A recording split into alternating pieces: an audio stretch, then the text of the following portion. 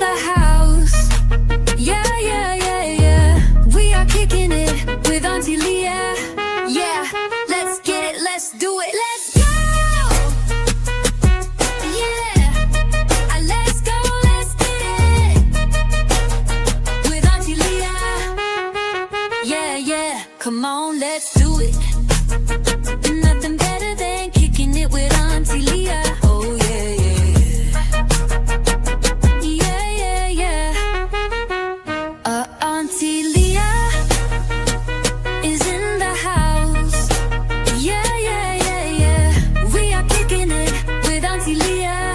Yeah, let's get it, let's do it. Come on in. Come on in now. So Auntie Leah can do a thing. Yeah, yeah, yeah, yeah.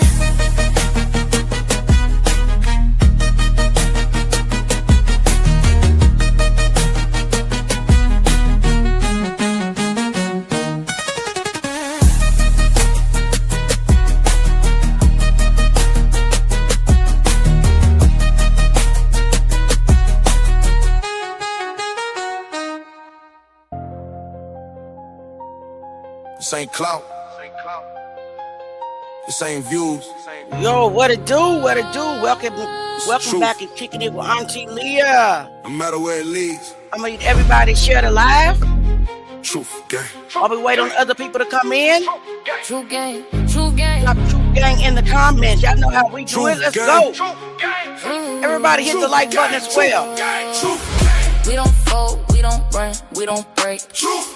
Every lie getting exposed in their face. No fear, no silence. We applying that Salute, pressure. salute, salute. If it's Welcome, dark, we shine welcome. the light. We uncover whatever. We don't stop, we don't quit, we don't bend.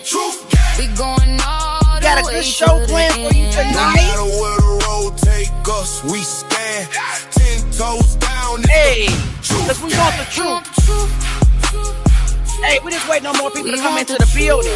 Salute, salute. And nothing but the truth. Hey, reminder, thank you so much for being back, baby. Let's get it. Hey, We don't move our feelings, we move our facts. Paperwork, timelines, yeah, we double check that. If it don't add up, then we questioning it. If it's everybody hidden please in share the the live dark, and like we the live. We're just waiting on some more people to come in. They want silence, Drop that they want truth faith, gang in the they want comments. control. They want narratives push that we don't expose, but we build different, yeah, we cut from truth. We don't buy the pressure, we don't water down proof. Yeah. We ain't running from nothing but a lie, and when we do run, we run it towards Let's the talk truth. about No it. hesitation, no fear in the booth. I'm We ready to take share the it, live we right break it now. through. Dang. We don't run, we don't break. Every Dang. lie getting exposed in their face. We don't fold, we don't run, we don't break. Every lie getting Let's talk exposed about in their it. face. They quiet when it matter, but we loud for them. Candlelight tears, yeah, we cry for them. They want to check, try to settle pain. But we want truth, we want real name. in the Ain't no bushes. healing if the truth hits. Just waiting on Ain't no some people peace to if come they in. slide it. They politics trying to twist the story, but we 10 toes, yeah, we fight We're for gonna talk it. about Stand it. on it. Y'all get ready No for the matter troll. where we going, But it's all good. no matter what it We still costs, gonna talk about it. Truth over everything. Cause truth over everything. And something ain't right.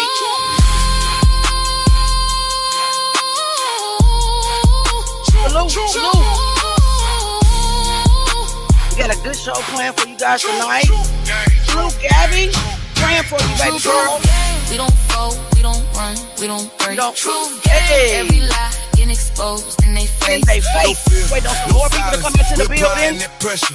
If it's Welcome, we welcome shine to the the ones light. in the back. We uncover whatever. We want the truth. Yes, yes, we want the truth.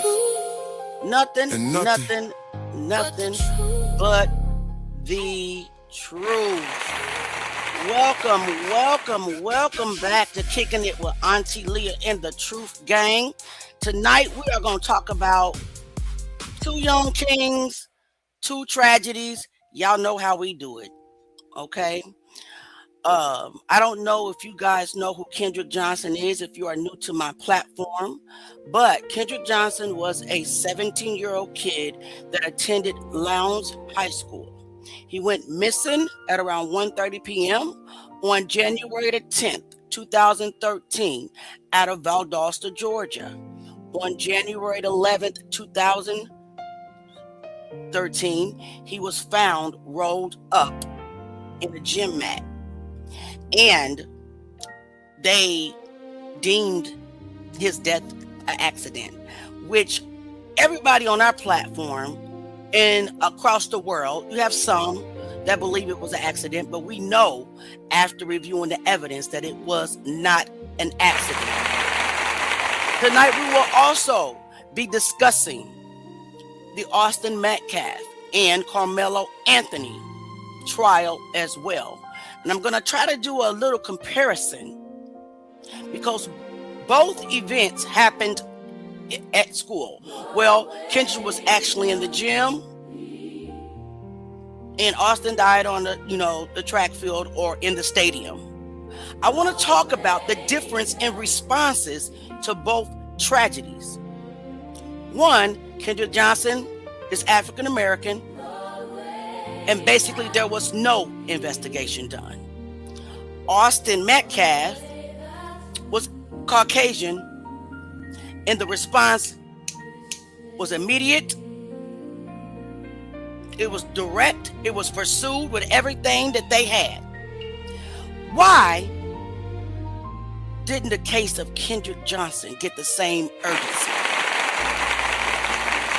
We are going to have some guests that are come around in about an hour or so. They will be on the panel with us to bring some more evidence or that they've gathered regarding the Karmelo Anthony case. Right now, I do want to start out with a video. Interesting video. Hey, Mary A, thank you so much for being here, dear. I appreciate you being here. Again, guys, if anybody wants to bless the channel, I don't normally say this a lot. It actually kind of, it's weird to me to say this because I believe if God wants you to bless the channel, he will put it on your heart to bless the channel. So I don't believe that I have to say it every time that I'm on live, and I don't believe that I have to say it multiple times. You see the way that you can donate if you feel, if God puts it on your heart. If he doesn't, I don't want it, no way. I only want what God has for me. Okay? So we're going to start out with this video that I thought was very interesting because this is how I feel. This is the anger that I feel when it pertains to the situation with Austin and Hunter and Karmelo Anthony. So I'm going to start out with this video. I thought it was very interesting because it was kind of hard for me to explain what I was feeling. I'm going to ask everybody not to inbox me right now. Let me get some, because your inboxes will come up on the screen because this video that I am going to play is on Facebook. All right, let's go. I was there the first day when they selected jury. I was there the last day when they gave closing arguments at the invitation of the family. And y'all, I sat in that courtroom disgusted because of the fact that the defense did not defend Karmelo Anthony. I sat there disgusted because the prosecuting attorney then had the nerve to paint Karmelo Anthony as a monster of a man, and then he closed out with this, and y'all reach your own conclusions. He told that jury of all non-blacks, he said, you have an opportunity here in Collin County to determine the kind of community that you want to live in, as he pointed at that little boy who suffers from seizures. What do you think he was saying to that all non-black jury? And you gonna talk about you're gonna talk about de-escalation, you're gonna talk about telling our kids to calm down. No, you tell the kids to calm down. Who I went out to that Collin County courthouse and they came up to me. They said, thank you for being here, Pastor. But my question to you is, we can't defend ourselves because George Zimmerman can hunt down Trayvon Martin and he can get off for stand your ground. But this boy, our friend, can't even defend himself. We are not safe. I was there and I agree 1,000%. with what this man just said. What do you all think? What do you all think about what he just said? Because that is everything. That is everything that I am feeling today. After reviewing what they have made available, I feel like, first of all, we always have to be afraid of being treated differently just because of the color of our skin. So now you've made an example out of Karmelo Anthony to try to instill our right to defend ourselves. Hey, Fluffy, thank you so much for being here. Hey, Tasha, thank you so much for being here. I know it's going to be a lot of trolls. Let them stay mad. Let them stay mad because they know I'm right. They know I'm right. They know we're right when we're trying to explain, and I'm done trying to explain my position. My position is if Austin and Hunter would not have approached Karmelo, if they would have not been bullies, if they wouldn't have reached out and touched him, then Austin would not have been reached out and touched back. And that is the bottom line. So let them cry themselves a river in those comments. Do me a favor, please do your best to ignore them, because tonight they will not get my attention. They will not get my attention at all, because I want to talk about the differences in the response to these two tragedies. The speed of the investigations. For instance, Kendrick Johnson. 6 hours until they called the coroner to the crime scene. 6 hours. He was found at approximately 10 a.m. in the old gym. The coroner was not called for 6 hours. Law enforcement had 6 hours to concoct the story, stage a crime scene allegedly, and call his brutal beating and death an accident. Whereas Austin, they made the arrest. They had the suspect who basically was defending himself. They had that evidence. He didn't deny defending himself. He did not try to run from the scene, but yet they convicted him even prior to the trial. Why? Why wasn't that same attention given to the Kendrick Johnson case? That's what I want to talk about. That is exactly what I want to talk about. They didn't do any investigation for Kendrick. They tried to even get out of doing an autopsy on a 17-year-old black king that died at school. But this investigation, if that's what you want to call it, I'm going to be honest with you. It was a conviction. The very second that they found out who caused, or who they're telling the world caused the unaliving of Austin, because I got doubts. I got doubts about who really gave Austin that final blow. I got doubts. It is what it is. But it's just strange how the response to a black kid getting unalived at school versus a white kid getting unalived at school. Kendrick Johnson didn't receive an investigation. Before autopsy and everything, they said it was an accident. It was an accident. He reached down in the mat. Yeah, we know that the hole in the mat was too little, but he shimmied his way down in the mat, reaching for a shoe. Like we that dumb. Like black people are that dumb to really try to go down the top of a mat to reach head first into a mat. And we know we can't fit, but we're going to squeeze ourselves down in the mat and unalive ourselves. That's a lie. We all know it's a lie. What do you all think? I'm going right over. Yes, right, Mary A. Roid rage. It could have been in both situations. We don't have toxicology reports on neither one.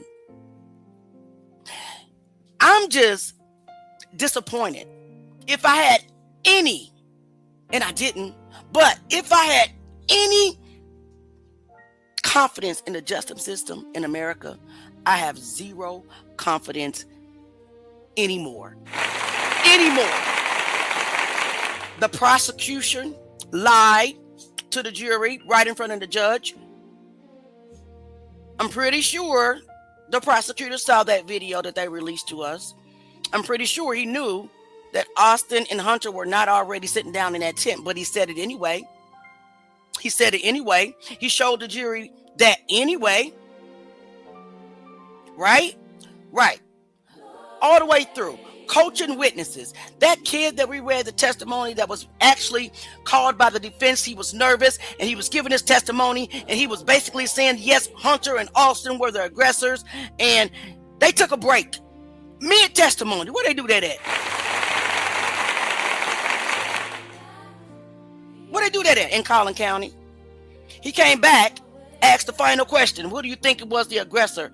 Karmelo. Can you please explain to me how Karmelo was the aggressor? Guys, I'm going to ask you that you please hit the like button and share the live. Let's talk about it. I'm going to ask you also to just ignore the trolls. Okay, so Tasha says, if the boys were suspended the week prior, they should have not been allowed at the event. Nevertheless, in charge or leading anything, right? And then you got people that want to just put out a narrative that, yes, the black, the African-American coach texted Austin and said, hey, can you help lead the event? But what he did not do is tell Austin to police the tent, did he? That's not what his testimony said. And no, he shouldn't have been contacted. Even if he wasn't suspended, even if it was just an investigation into their behavior, I don't care what it was. He was not in good standing with, the school at that time, so he should not have been texted. Number one. Number two, why are you texting a kid for help to do an adult job? Coach Star, you hold some responsibility. You hold some responsibility in this situation. Let's move to the next comment. Let me see.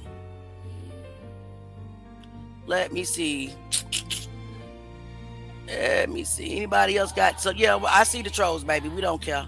We don't care nothing about them. They non-existent to me. I'm just trying to decipher who is the trolls and who are here to hear the truth. Okay, so I'm skipping over yours. All right. Oh, I'm going to compare cases because we definitely going to talk about the difference in response. So as I was stating, why the trolls and bullies with the Austin Hunter syndrome on my platform, in my house, in my space, are trying to tell me what to do and try to dictate how I'm going to run my show. My next point, Austin Metcalf's death immediately triggered a homicide investigation, an arrest, a prosecution, a trial, and a conviction. While Kendrick Johnson's death was quickly ruled an accident without any forensic evidence, without any investigation, despite the questions that was raised by the Johnsons and independent experts as well, in spite of the witness statements telling the law enforcement what they overheard happened to a young Kendrick Johnson. Because of the color of his skin, his demise was met with nothing but disrespect and a cover-up. And we're 13 years later still waiting for answers for that young kid. Whereas Austin Metcalf, nah. And not only that, the young black king who they allege Unlike Austin, like I said, I have my doubts. We all have our doubts due to the evidence that they've released. Now, if they have some more evidence, release it. Let the evidence speak. Because I don't trust you. I don't trust you, Judge Roach. I don't trust the prosecutors. I damn for sure don't trust the lying-ass little scared witnesses with their contradicting statements. And Eddie, you have Austin's blood on your hands, just like Hunter has Austin's blood on his hands. Period. With your little shit starting ass. And you lied on top of that. And I said what I don't say. If you don't like it, hit the door free. Let's talk about it. Because all I'm seeing is a bunch of trolls, and I'm trying to wean out who and what, and I'm definitely. Hey Tangy, thank you so much for being here, baby. Not trying to give them any of my attention tonight. Okay. Let's see. Wilbur says Eddie is whitewashed. I don't quite know what whitewashed means. I kind of think I do, but if you can kind of explain it to me, because I really don't want to get it wrong. I might not want, I don't want to get it wrong. Okay, V, yeah, you can just leave the channel if you don't like what I'm talking about. This is not a rage or race baiting conversation. This is facts. Kendrick Johnson's case was not investigated. His demise was ruled an accident on the scene, to the point that they didn't even call the coroner Bill Watson to the scene for 6 hours. And then when Bill Watson wanted to even get the autopsy done to try to figure out how he passed away, they tried to block that. This is facts. This is in the FBI files. This is in the investigative reports. So this is not race baiting. This is a direct comparison, a reaction to two deaths that happened on school ground. If you don't like that conversation, you can just respectfully leave. Don't leave the whole YouTube because you don't like the conversation or one of two channels. That don't make sense. Anyway, let's keep going. They should have disciplined those Metcalf twins. Poor parenting is why Austin isn't here with us. I mean, I agree with that. And what I don't understand is people don't want to really talk about that part. They don't. People want to go straight to Karmelo Anthony should not have brought a knife to school. That's it. If Austin and Hunter would not have attacked Karmelo and his other people that were surrounding him, the knife or the utility tool is what it is. After I look at it real closely, it has other little trinkets on it that you can do with the knife. So it's a multitasking tool, whatever. It would have just been in his bag. People want to ignore the actions that led up to the knife having to come out the bag, even if that was the knife that came out the bag. But we're not going to talk about that because I don't have any, evidence of anything of that nature right now. But it is my opinion. But you want to just look over the fact that bad behavior and that bullying is what really led to this tragedy. Nobody's happy that Austin is dead. I'm not happy that Austin is dead. But what I'm going to do is I'm going to teach my children how to stay alive, and that is not to approach someone. If you ask them to do something and they don't want to do it, okay. And if you've been in charge or whatever you think that Austin was, that's not what the file says, but we'll go with that narrative. And if that child, son of mine, does not comply, do not approach that child, son of mine. Go get the coach, the authorities involved, okay? Bring them over and let them approach that child. It's simple. As simple as that. It's very simple, okay? Tasha says parents need to teach their kids to keep their hands to themselves. Absolutely. Okay. Let me see. Who else? Anybody else have anything that's yes, I'm saved and I'm born again. Thank you very much. That's how I can really identify the initial issue of this problem that happened, this tragedy. Rest in peace, Austin. And I pray that you didn't pass away in vain. I pray that people use this example to teach their kids not to do that. That was, anyway, let's see. Anyway, we're going to skip right over y'all stupid, dumb questions.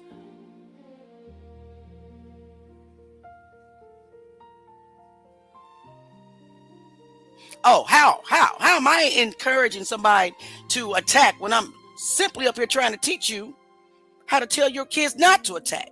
Make that make sense. I'm trying to teach you to teach your kids not to attack, to avoid conflict altogether.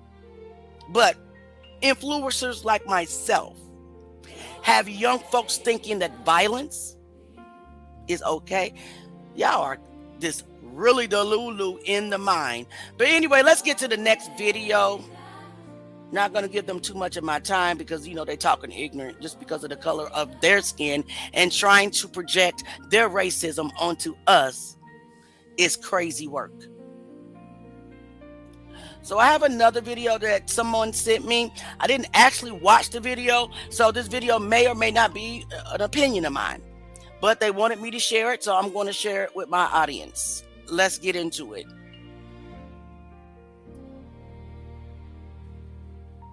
I'm Karmelo Anthony, older brother, and I was senior. I go to the same school as they went to. And for everybody saying that it wasn't a race thing, it really was though. Cause they been beefing. They was beefing all year. Oh, really? That's new. My little bro did know him. Wait. He just knew of him. He didn't know him. But Wait. That kind of confirms what the young lady that was on our panels last night said, right? Didn't they say that Austin and Hunter actually followed Karmelo's girlfriend?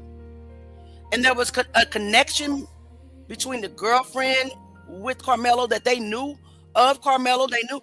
Now his brother is saying that there was beef. Let me turn my music down. I got to hear this loud and clear. Loud and clear. Let's go back. And let me blow this up so you guys can see this.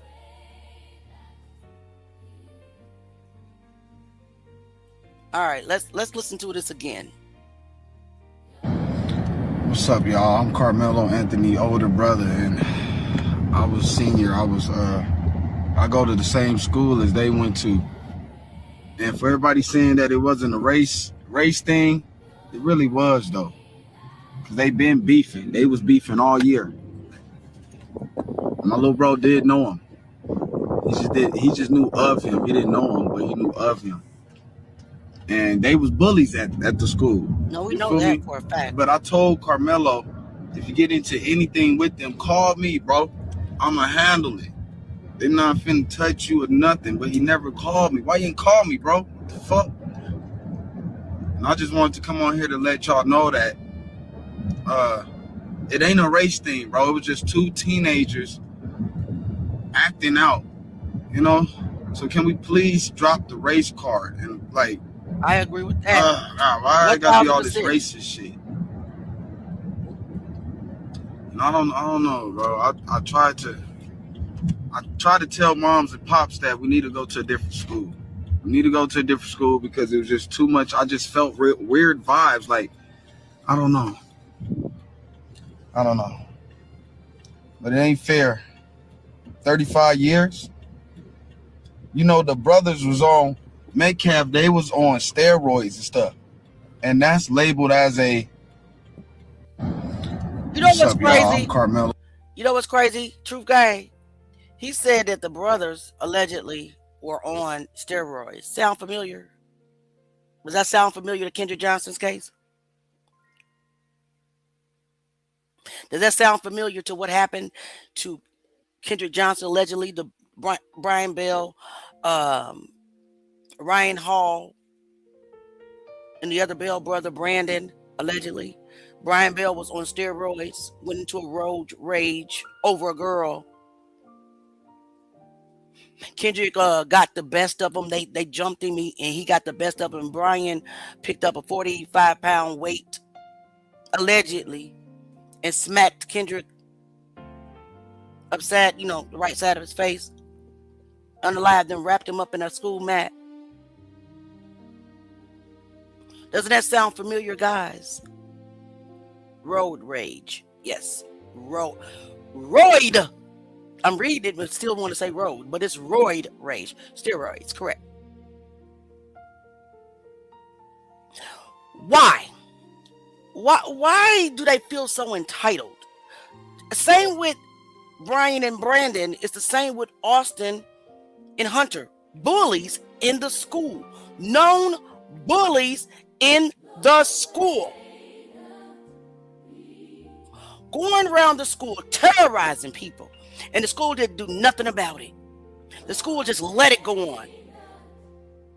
Why? Let's talk about it.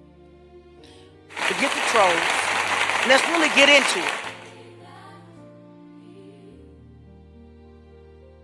Okay?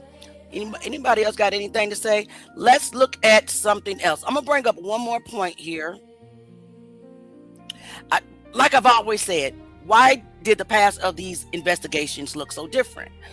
Let's talk about it in the comments. I'm not talking about with the trolls. Let's talk about it in the comments amongst ourselves. Why do you think that these investigations went so different and they looked so different?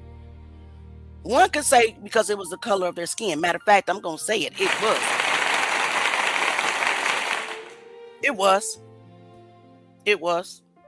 My other question was, who was Jeff Metcalf linked up with in high places in Collins County? Like Brian Bell and Brandon Bell, of course, we know their dad, Rick Bell, was an FBI agent. So he was linked up with law enforcement all the way through it.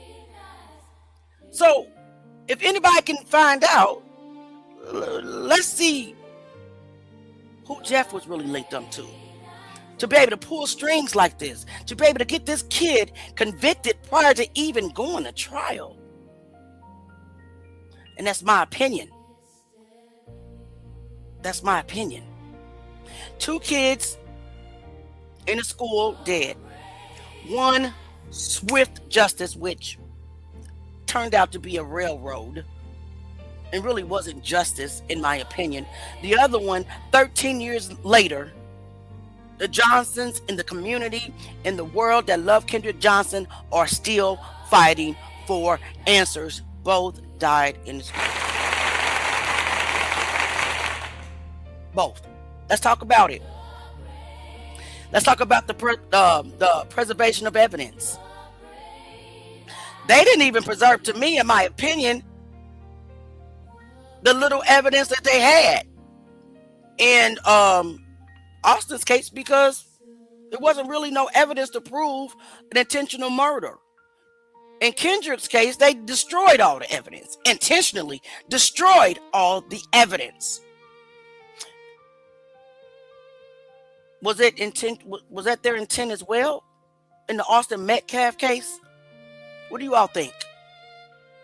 To destroy all evidence that led up to the self-defense that I believe really happened. Cell phone videos. Where are they? Those kids had phones. Eddie mentioned and admitted that he took out his phone to record. Now, he changed the story and said, well, I was just pretending. We know that kids do not pretend to record fights. Where's the cell phone footage? No blood visibly on the knife. Lack of blood evidence on Karmelo Anthony himself. Botched surveillance footage like the one that I'm posting every day regarding the Kendrick Johnson case. Matter of fact, Kendrick's footage is from 2013. And the footage connected to the Austin Metcalf case is just as grainy, just as poor. What's really going on? But I'll see a clip that's played on the news that's just clear. Why are they hiding things?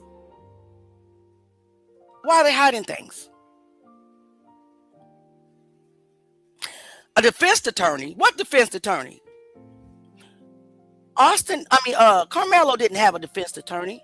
He had paid opposition on his team. He had somebody that did not object, did not really cross-examine, didn't really have anything lined up for defense, wouldn't allow Karmelo to tell his story, even put a witness on there that was able to be flipped mid-testimony on break. Karmelo didn't have any defense on his team. Most definitely a cover-up. Most definitely a cover-up. Hey, Mary, that's the same thing I said. It is most definitely giving the bells.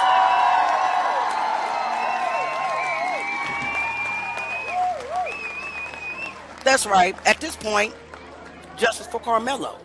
At this point, because he was the one that was attacked. He was the one that was afraid for his life. He was the one taken out of his character, made to defend himself after he said several times, "Don't touch me." Austin proceeded to touch him more than once. The last time it was more than a touch. Let's just be real about it.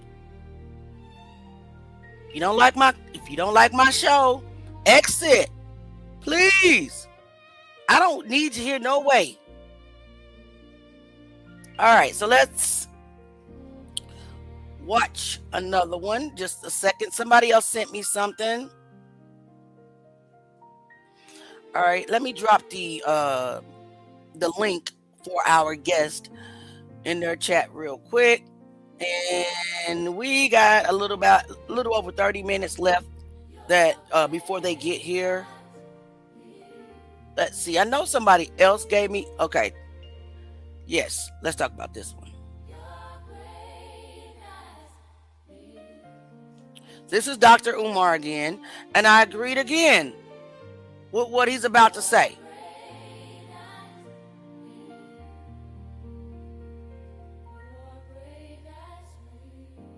Okay, so let me turn the music down first.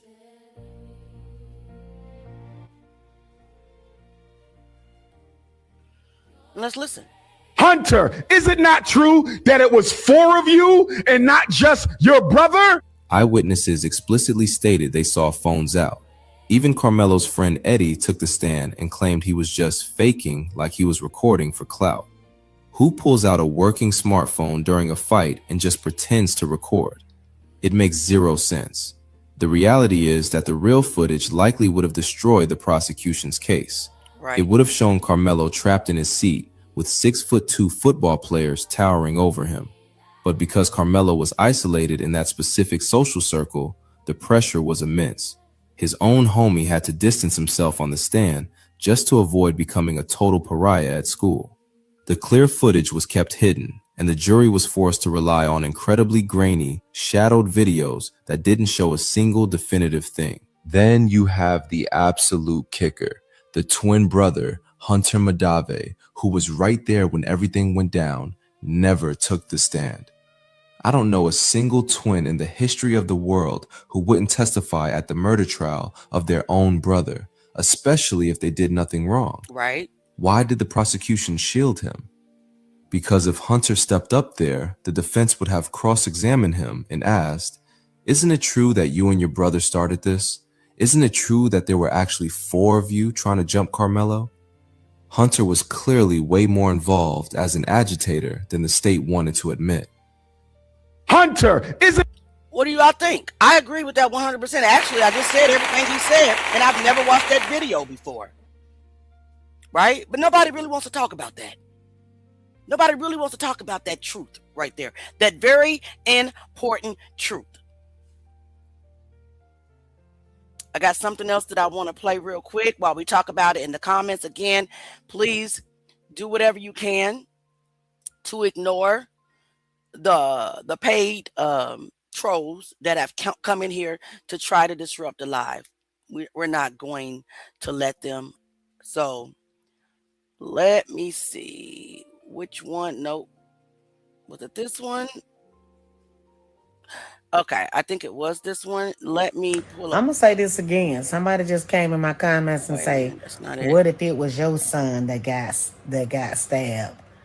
First of all, you know how y'all train y'all dogs not to. Is it this one? It wasn't this one. It might be this one. It is this one. So hold on a second. Let me bring the video up. Share the screen. I thought this one had some very good points in it as well. To the Karmelo Anthony situation. We all know that they just found him guilty and they just gave him like 35 years. Yep. What are your thoughts on that? Karmelo is innocent. Let's look at this. He goes to the track meet. His team has not yet arrived with his team's tent. It starts raining outside.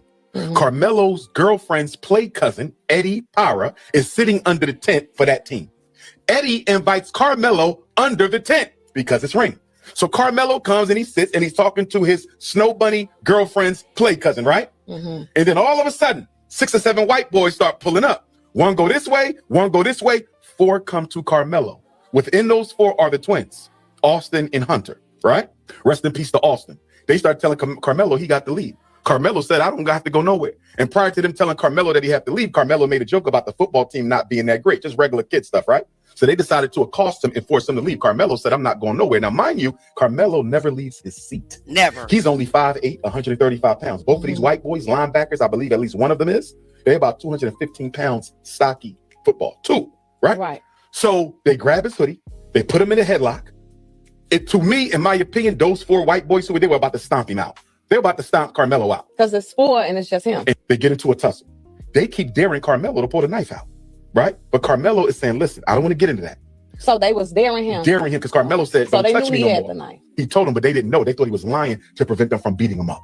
That's what I believe. So Carmelo's like, I got something on me. I better start playing. Turns out it's a multi-tool. The Boy Scout knife, now you got a fork on it, you got a knife on it, you got a fire. It was that. Kids bring them to school all the time. So when you hear Caucasian Nation, white people saying things like, why did he have a knife? It wasn't a knife. It was a multi-tool. Furthermore, let's not be disingenuous, Caucasian Nation, because y'all go to war for the right to walk out of your house with a gun on your hip every day. So you mean to tell me y'all fight for the right to carry a on your hip every day, and you question a kid as to why he have a knife? When you put on your hip today, did you leave your house with the expectation that you were going to kill somebody? No, you didn't. You claim you wore it for what? The possibility of defense if I get into a situation. So why couldn't Karmelo have the knife for the same reason? So you got white people talking about both sides of their face. On the one hand, you pro right to carry, blah, blah, blah. This kid got a knife, and all of a sudden he's a criminal, but you're not a criminal, and you walk out your house with it every day. Come on. See the double standard? Let's get into very much so double standard and idiocracy. Okay, in my opinion. All right. So let's go. Any comments that are not trollish? Everybody, it's paid opposition out there. Let's see. I agree as well. The comparison is diabolical. The comparison between the response to 2 kids dying at school. One got basically nothing but a huge cover-up, botched autopsy. We got the autopsy of Kendrick Johnson. We see the bruises all over his body, but yet Dr. Gaffney and Kraft lied and said there's no bruises on his body. His lungs weighed underweight. They were not heavy in cases when people die of asphyxia, but you wrote on there, positional asphyxia is the reason that Kendrick Johnson passed away. So you lied. Not only that, you removed his organs. You were supposed to weigh them, examine them, take samples, send them off. You lied and said you put them back in the body, sent them to the funeral home, but the organs never arrived of Kendrick Johnson's. His clothes mysteriously disappeared. So now there's no organs to determine what he really died from, even though another specialist who have more credentials than you, Dr. Kraft, determined that he did pass away of blunt force trauma. Okay, so you said you put the organs back in his body and sent him to the funeral home and they magically disappeared. But the autopsy tech that was in the room gave a statement to the coroner that no. We destroyed his organs. There was no consequences to that lie.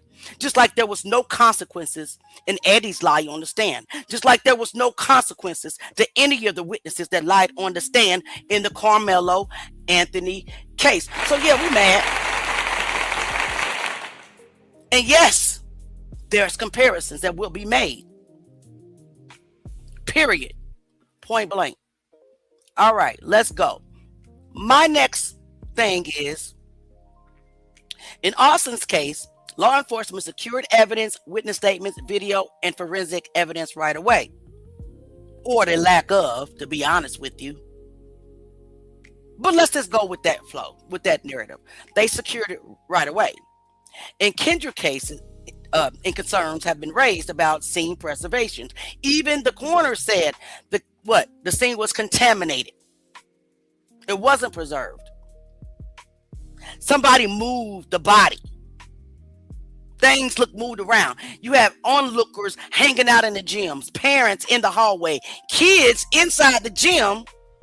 School went on as normal, while Kendrick Johnson's body laid in a mat in same said gym. Modern day lynching, literally. Karmelo Anthony, modern day lynching in the court system, literally. Oh, you might not like it. You know what an exit is if you don't. But my next question is, how important is evidence preservation when determining the truth? How important is it?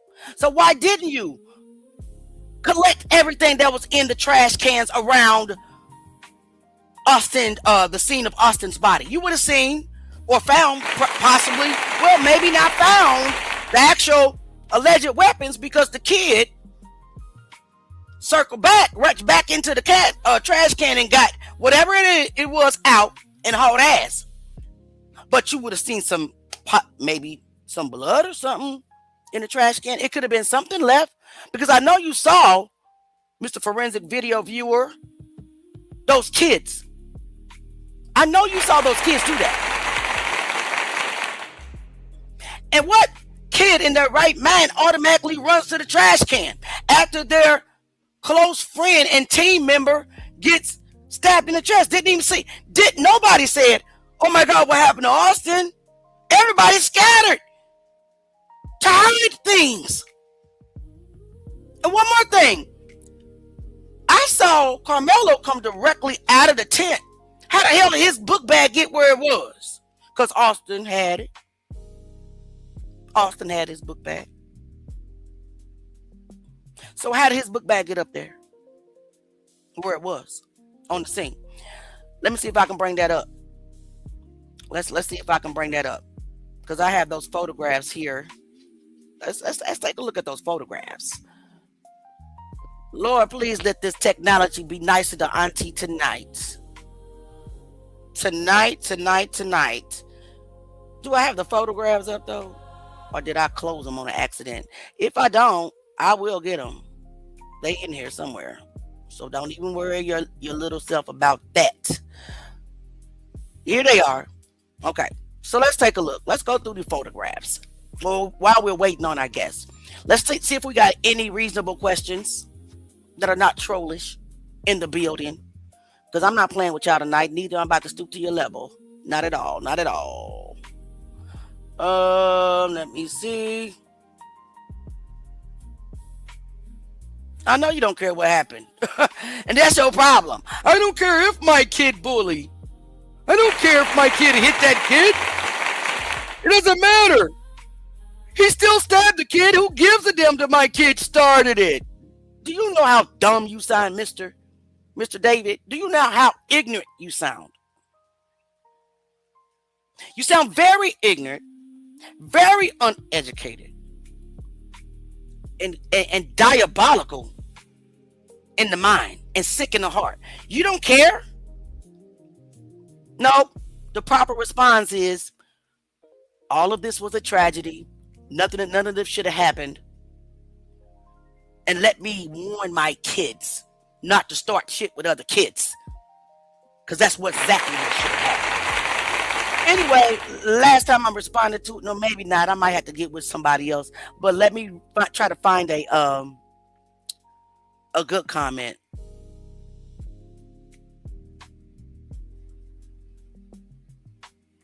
They wasn't trying to get out the tent, sir.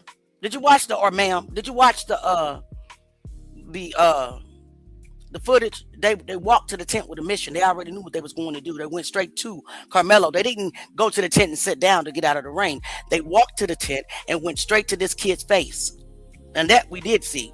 All right. Campbell says the double standard is real. The standard, the stand your ground law was made to protect them from us. It's not equal. And we've seen that. We see that. I agree that Umar had a very good point. Let me see. No, his team did not have a 10 at all. Matter of fact, I believe his coach testified that Karmelo arrived to the track meet early, and the team that had the tent, the bus that had the tent, wasn't there yet, or never made it at all. Thank you so much, Gabrielle.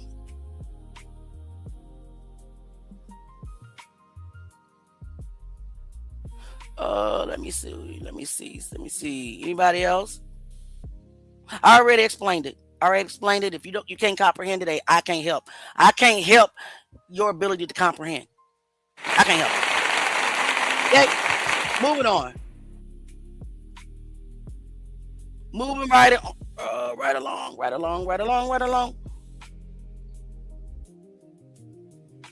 I just love how you guys love to try to project your racism on us. I just love the way you guys do that. I'm not racist at all. I love white people. I hate racists. It's a difference. I hate racists. I don't care what race you belong to. If you're a racist, I don't like you. Period. But I absolutely love everybody. See what I said? Okay, so yes, Tasha. What? Think about it, guys. People who got sense that's on my platform right now. Why would you run to the trash can? Not one, but two. Straight to the trash can. Okay? Do something away. All right, let's see. Anybody else? Nope. So let's go through these photos real quick. Let me get the comments. So this is obviously his mugshot. Let me make it a little smaller. This is the stadium, and where it's yellow, that's where the tent was, and that's where it happened. Right there. I don't know if you guys want me to blow it up. So it happened roughly right there, like very close to the field. Very close to the field. It's crazy work. All right, so this is the sketch of Austin. Unfortunately, may he rest in peace. Sad situation. Nobody is glorifying Austin's death on this channel. But if you try me, I'm just going to tell you the raw truth. You put your hands on somebody, likely this will happen to your kid again. It happened to your kid if your kid puts your hands on somebody, and especially if it's more than one. So look how big the hole is. That is kind of weird to me, how big the hole is. You know what I'm saying? It looks like it would take a lot of force to put a hole in somebody's chest of that magnitude, in my opinion. What do you guys think about the actual wound?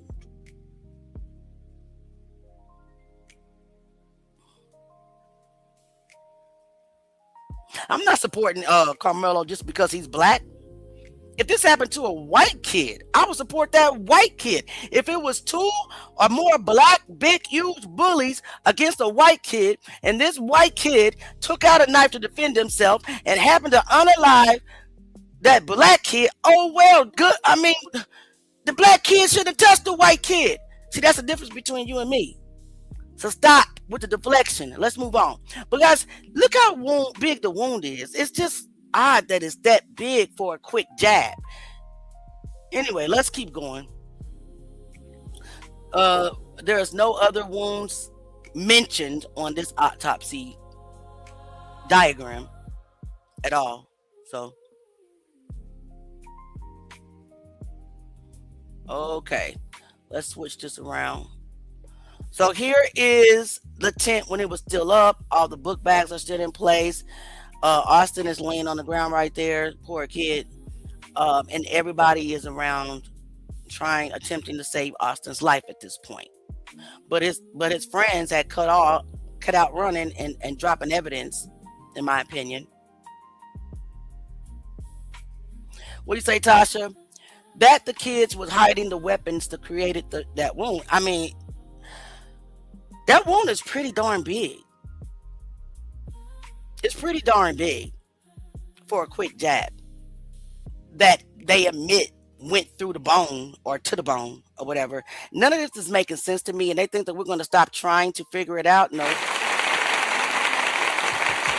So pretty much be prepared to be mad 7 days a week on this platform if you continue to you want to bully me and continue to want to control me in my own house.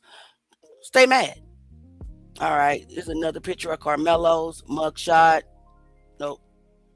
So here is the wound. Look how big the wound is. It just, and it's deep. Almost as if somebody pushed Austin like hard into a knife, or he fell on it or something, or maybe it wasn't the knife that hey Theo, that they're saying that it is. I don't know. Something is a little bit off about this evidence, but because they have this gag order on the evidence and the case files and the transcripts, you really can't do your own looking. They want you to just take their word for it and just believe them, and I don't, and I never will. And it's probably just because of what happened with Kendrick Johnson. So I think I'm going backwards. I don't really know what this is. It's just officers standing around. This is Karmelo in the cop car with a very small speck of blood, a few specks of blood, I guess, on his index finger right there. To me, you would think that it's more blood. Again, I'm not a forensic analyst, so I can't state that as a fact. But, you know, I'm asking the questions. You can get mad all you want to. I'm going to ask the questions. Okay, so Vicky says, right, what did they throw away? We saw it in the video. We most definitely did. Let me see.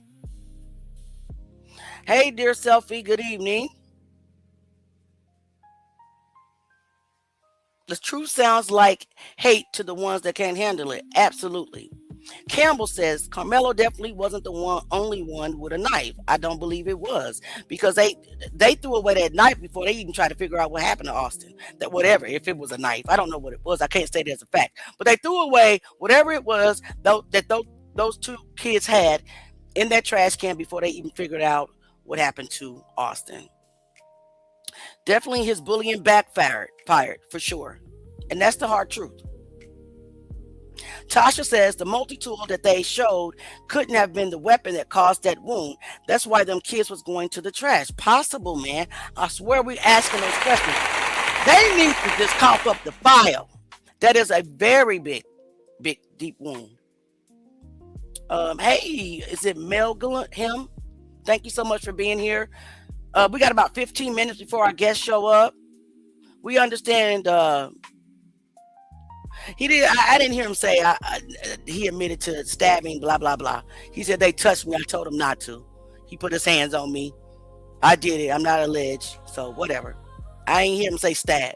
Did not. Did anybody hear him say stab on the camera? Now, I might be wrong, but I didn't hear him say stab on the camera. Dear said his brother Eddie or Carson did it. Who is Carson, dear? Enlighten me, baby. No, you actually, you have to be a certain type of stupid to be somewhere that you're not wanted. See, if I'm not wanted, I'm not coming.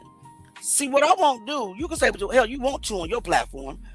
One thing you won't see is me in your comments. So again, who's the stupid one? That would be you, Billy, with your dumb ass. Try again. Theo said, that's a big wound for the kind of knife he supposedly stabbed him with. Correct. I agree. Deer says he never admitted to it. He said he was the suspect, thinking he was being held for a fight. Right.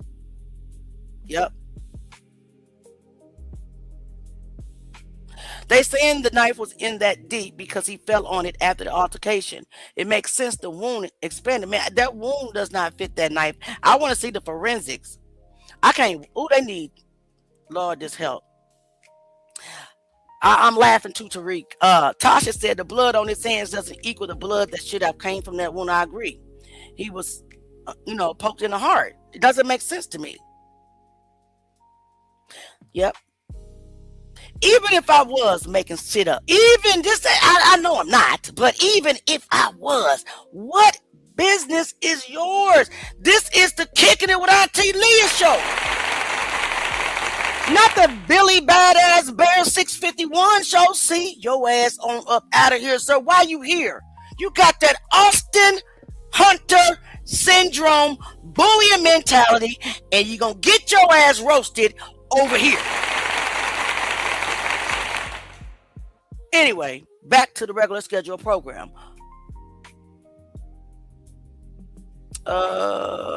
Yes. You're saying that I saw that was Carson that changed his clothes after the fact? Okay. I didn't know who the kid was at all. So, guys, while you're here, can I get you to hit the like button for me, please? The trolls are don't let them take you out of focus. Just hit the like buttons. Everybody that's here for the truth, hit the like button, please. I didn't know that the kid's name was Carson, so no, I had no idea. This is when they can't bother you and they can't fade you, and when you are so unbothered by their bullshit, they come up with stupid, corny ass shit like this. Look here, nanny boo boo, and your internet is trash. Shut up, fool! Get out of here. Stupid. No. I mean, you're welcome back if you want to, but it is what it is. Let me see. Proud says they rushed him and stumbled on those bleachers were most likely slippery. Okay. I think that's it. Wait a minute, hold on. Let me see if I got anybody in here that's talking with some sense and not all up in their feelings. Okay, so let's keep looking. All right, so this is his sweatshirt.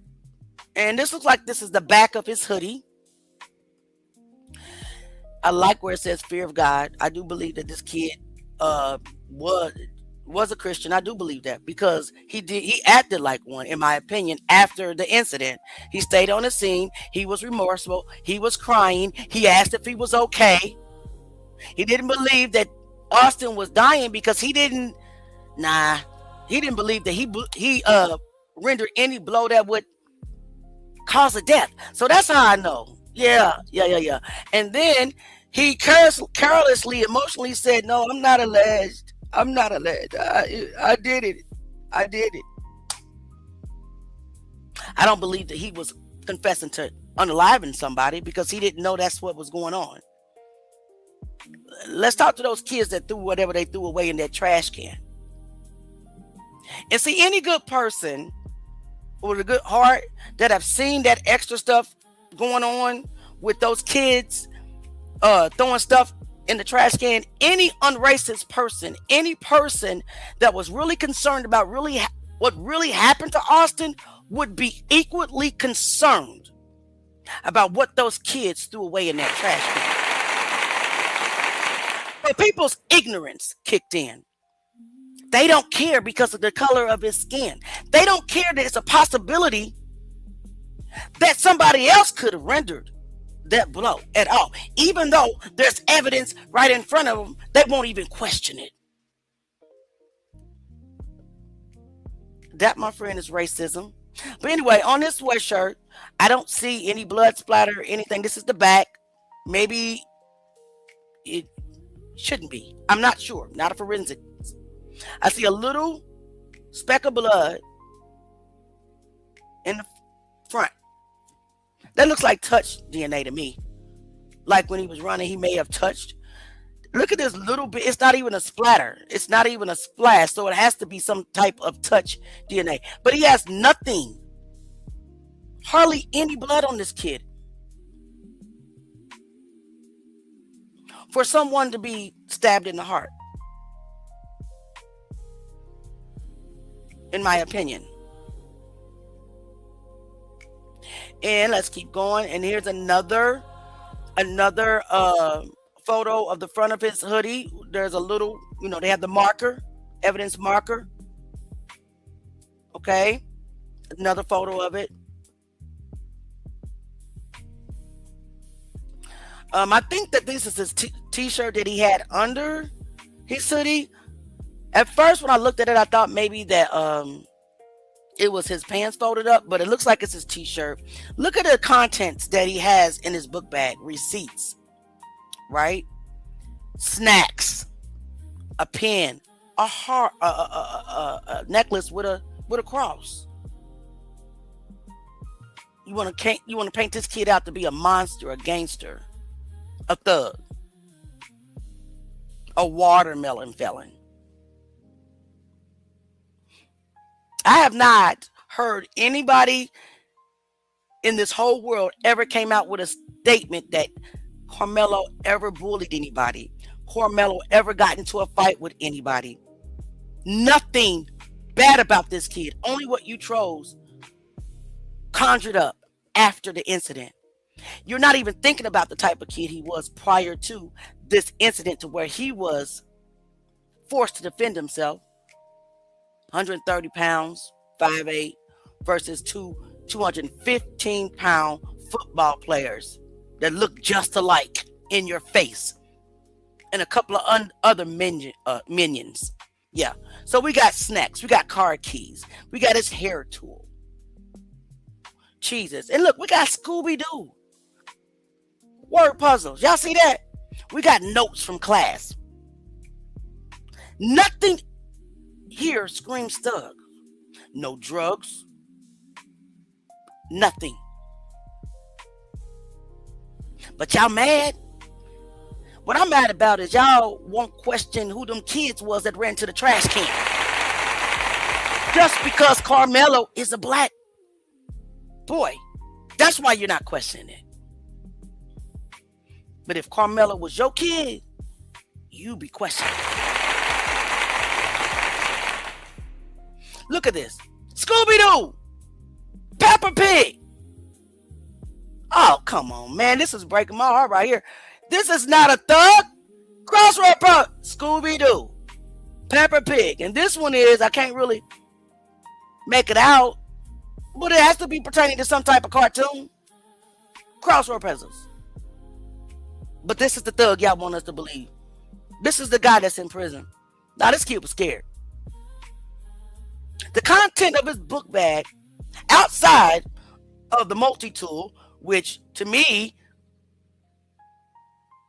if he's a scary kid and maybe he was bullied, we don't know. Maybe he was trying to prepare himself for another incident. Just like his brother said, there's been issues. There's been problems. Why didn't Eddie bring that up? Why did Eddie cover that up? And I know it was some text messages between them that could have been recovered. So again, why didn't law enforcement do their goddamn job? A cover up. Same thing, just like the Kendrick Johnson case. You're not gonna make me believe that this kid's a monster. Is our guest in the comments yet? Not yet. Not quite 9 o'clock yet. Let's take some more questions. If I can find the ones that are not trollish. Okay, if they would have questioned it, it could have caused a reasonable doubt to the jury. Right. But we know that his defense wasn't really defending. Right? Do y'all think that names are... Bob, Michael, calling me dumb is a mute point, because your actions, the fact that you on my platform watching me, and the fact that you think I'm dumb, but you're hell-bent on being in my space, in my comments, watching me, makes you the most dumbest idiots on YouTube right now. So please, just get out of my place. All right. So this is his book bag. No blood on the big book bag or nothing like that. No struggle over the book bag, because Austin had already grabbed the book bag, right? Yep, that's what Hunter said. That's what Hunter said. That's a fact. All right, let's keep going. Now, this, I believe, is the jacket that Austin had on. Now, you see all this blood.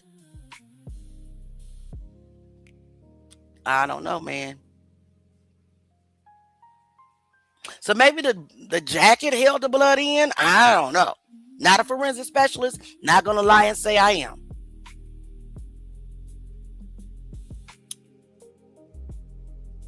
Let's see. Absolutely a cover-up. Absolutely. I'm not sure what this is. It doesn't look like that's the front of that. I mean, the back of that jacket, but this, I think, is the coach's jacket. I'm not sure. I think this is the outside of that same said jacket. Where's the whole, is that the jacket? Wait a minute. I don't know if it's the same jacket. To be honest with you, they're not the same color. One looks kind of darkish black, and this one is grayish. So, but this one has blood in it too. Whose jacket is this? That's why we need the evidence log. I mean, we barely have nothing to go off of. Why are they hiding the file? Just like they did in the Kendrick Johnson case, hoping things will go away. Not gonna happen. Whose jacket was this? It's blood around the neck. Is this the jacket that you guys think this is the jacket that the coach used to try to keep the wound? I don't know, guys. I don't know. Wade, Vietnam. It has a name in it. Hold on a second. Let me see if I can pull it closer.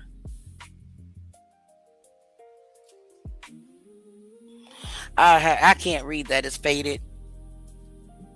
But that one looks like Austin's jacket. Can't say it as a fact, though. And here's the knife. The infamous knife. Or multi-tool. As you can see, it does have other gadgets on it. So, all right, here we are. It does have a little blood at the tip. I think I see it's a little blood down to about this part, but nothing like down to the 2-inch mark, not in my opinion.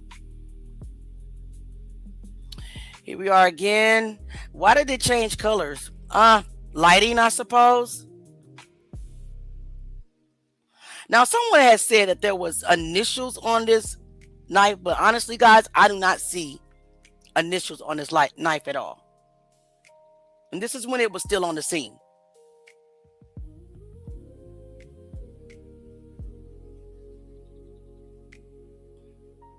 Let's see. Anybody got any questions? Oh, why you can't? Oh, showing the wrong. Okay, I'll back it up. It's showing the wrong.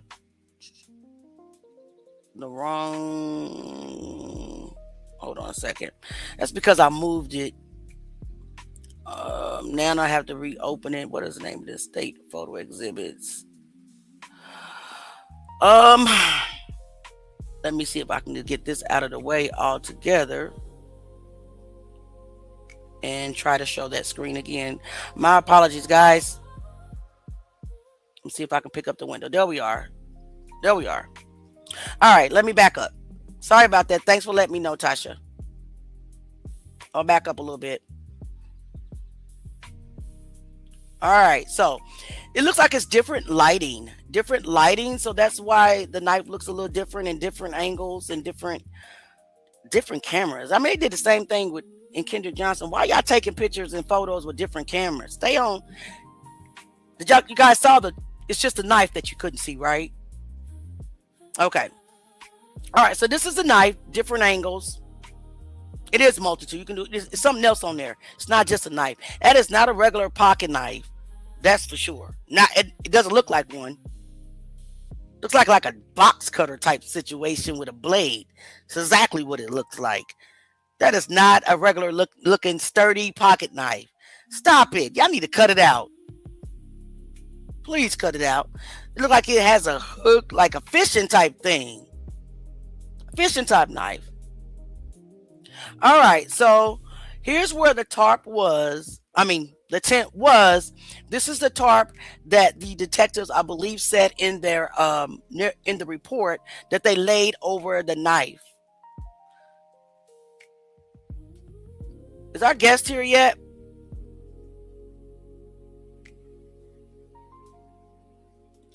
It's like it's a shoe there, a book bag. Again, I'm not sure whose book bag that is because we don't have the evidence log to tell us what's what. We just have the photos. That's what I'm saying. They give you half the stuff. I mean, if you want us to know the truth, release it. Be transparent. Release it all. Stop being selective in what you release. All right. So Karmelo's book bag is now on top of the tarp.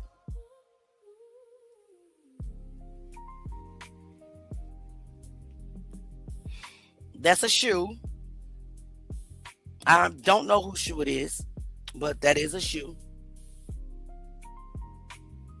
Karmelo had his shoes on, so I'm not 100% sure.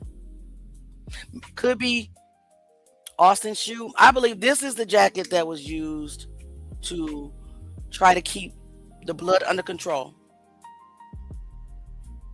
They didn't release nothing. Are you an idiot?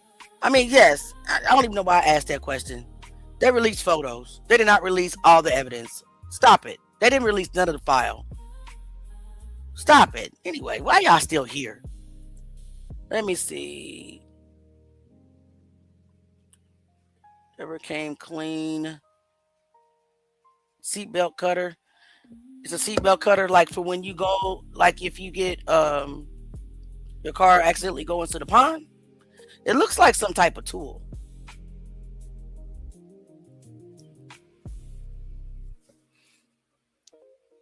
Another photo of the crime scene with the tent down. It's a sad situation. That shouldn't have happened. And it wouldn't have happened if somebody wouldn't put their hands on Karmelo. And it's not even just somebody. It's multiple people. Wouldn't have happened. Yep, if two bullies was taught at home, don't approach no random kid. Salute, salute, salute. Welcome, welcome, welcome to the stage. How are you doing today? I'm good. I have a couple more people coming. I know Nick Mack is coming, and then we have someone who watched the video who's coming. I might have two people who watched the video. No problem. Do you want me to drop the link in the chat, or just let me know when they're here? Okay. I've been I sent over the link to them. So yeah, Nick Mack is here. Okay. All right. Perfect. Everybody, welcome to the panel. We have Nick Mack. Hi. And it says justice for Karmelo, but I don't know. Rock with us on the panel. We were just going through photos, and then there's somebody else. Nino Brown Eyes is on the panel. Everybody, welcome Nino Brown Eyes to the panel. We were just really watching, just going through the file photos and kind of waiting. I had already discussed the comparison to me between the Kendrick Johnson and the process with the Karmelo Anthony and Austin situation. So welcome to the show. I'm so glad that you are back. Did you send me any videos and stuff like that? Or did you guys just want to just take over and do your thing? I'll just sit back and be amazed and ask my questions when I can.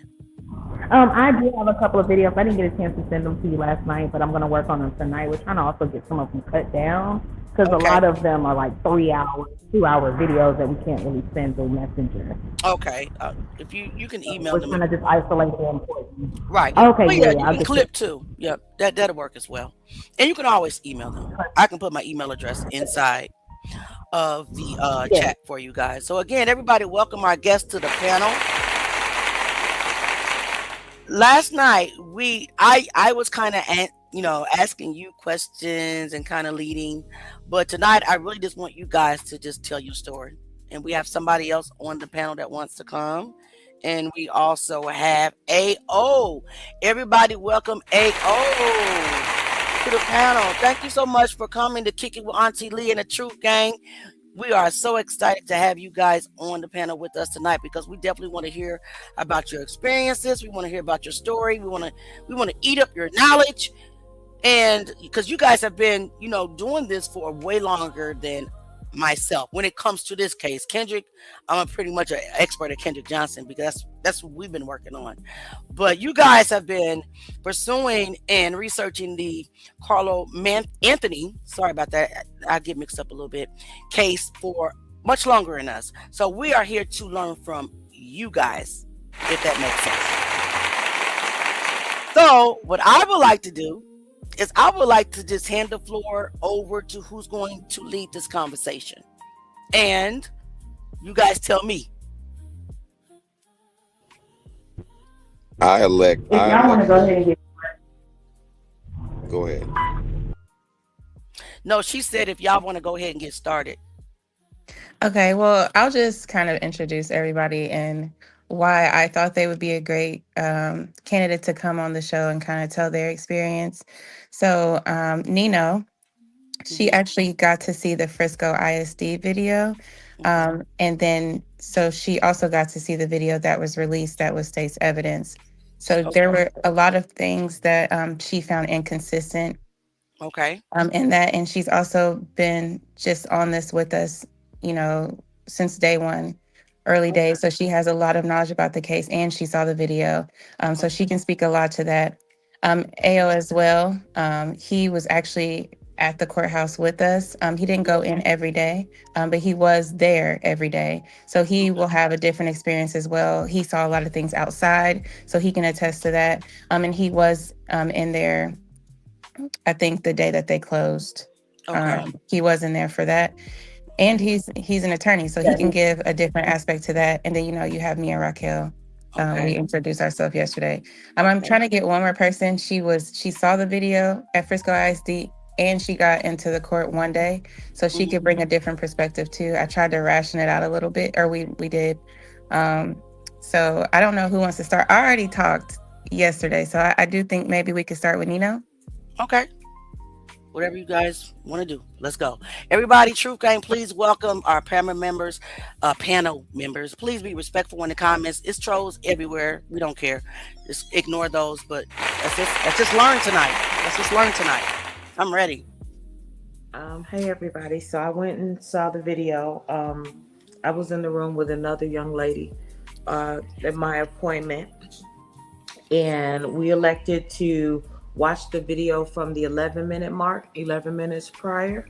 They give you the option of 11 minutes prior or 2 minutes prior. Okay. So we started at the 11-minute mark, and she offered us paper and pen to take notes, and I accepted. When the video opens, there's 2 timestamps on the monitor. There's one in the upper right-hand corner, which would be the time of day, and the one in the lower right-hand corner, which is the video roll timestamp. So when the video starts, the viewing perspective is from across the field, but you can literally see everything. The bleachers right below the camera, which is in the press box, then the track, the middle of the field, the other side of the track, and then the bleachers where the incident was. And underneath that canopy, when the video starts, you can see Karmelo Anthony sitting in the back, last row of the canopy, looking down at something in his hand. I assumed it was probably a phone. That's just my assumption. And he's looking down. There is someone sitting right next to him to his left, in that last row. But the rows in front of him, 2-3 rows in front of him, was completely empty. there really weren't that many people underneath the canopy. There were people sitting along the front row, and there wasn't really any movement in and out of the canopy that I noted, except for at 9:51. So this is 9 minutes and 51 seconds into the video where Karmelo Anthony is still sitting, looking down. He hasn't left the canopy. He hasn't moved to another seat. He hasn't moved at all. At 9:51 and 52 seconds, someone wearing all black walks into the canopy at the same row where Karmelo Anthony is sitting. And they walk back out. Actually, the time they walk out is at 9:51 and 52 seconds. At 9:52, someone wearing a yellow poncho takes a seat in the front right-hand corner of the canopy. And I'm giving right and left by the viewing perspective. So my right, yellow poncho sits down in the front. And then at 9:54, 4 people in dark hoodies and bottoms are walking up the bleachers simultaneously with a few other students, but they veer off and go right under the canopy and walk all the way up to Karmelo Anthony and immediately start aggressing upon him. His body disappears. The whole time we've been watching him uninterrupted, and they walk all the way up through that open space because the bleachers were empty in front of him, and immediately began to aggress upon him. And you can see their bodies moving over his. This whole incident, they go in at 9:54, and literally the 4 plus Karmelo Anthony is outside of the canopy at 9:54. The entire incident was like less than 30 seconds. It happened that fast. And you see Karmelo Anthony pushing from like up underneath them, coming out of the back of the canopy, and he's pushing backwards. He's still not standing. So his bottom is down, and he's pushing himself backwards until he gets up to his feet. And then he looks like left and right, like, where can I go? And he takes off running down his left, a wide angle down the bleachers. And 3 of the 4 that entered the canopy start immediately chase behind him. When he makes it to the bottom of the bleachers, he falls, but he pops back up. And then one of the 3 chasing him, who is the closest to the canopy, his running angle isn't as wide as Karmelo or the other 2. You see him once he's at the bottom running, stop, turn around, whip his head back. And I assume from watching the video that was Hunter. And then he turns back, and then I'm watching Karmelo, trying to find Karmelo from that point in the video. And that's what I saw. I also saw the ambulance when it arrived. The canopy was sitting at the 45-yard line, which would be the middle leg of the canopy, because they only show us half of the canopy in the video. I stay there and watch until the ambulance initially starts to pull off. And the ambulance also parks at the 45-yard line, because once the ambulance arrives, you can't see the people surrounding Austin anymore. And they throw some things over the gate to assist him. And then they walk all the way around with the stretcher to get up into the bleachers. And once the ambulance was starting to leave, she said we could stay. And there was about 20 more minutes of video if we wanted to watch it, but I decided to leave because his body was already in the ambulance.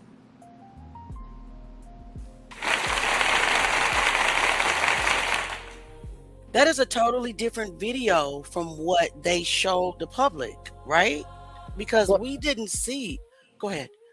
There's some things, but yeah, very, very different. Because in the video we saw those kids don't walk up and sit down. That never happens in that video. They literally walk all the way up to him, and it pops off immediately.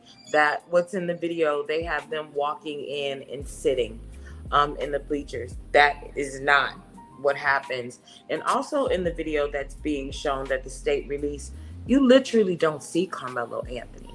I mean, I see people pointing out and assuming that's Karmelo or that's Karmelo.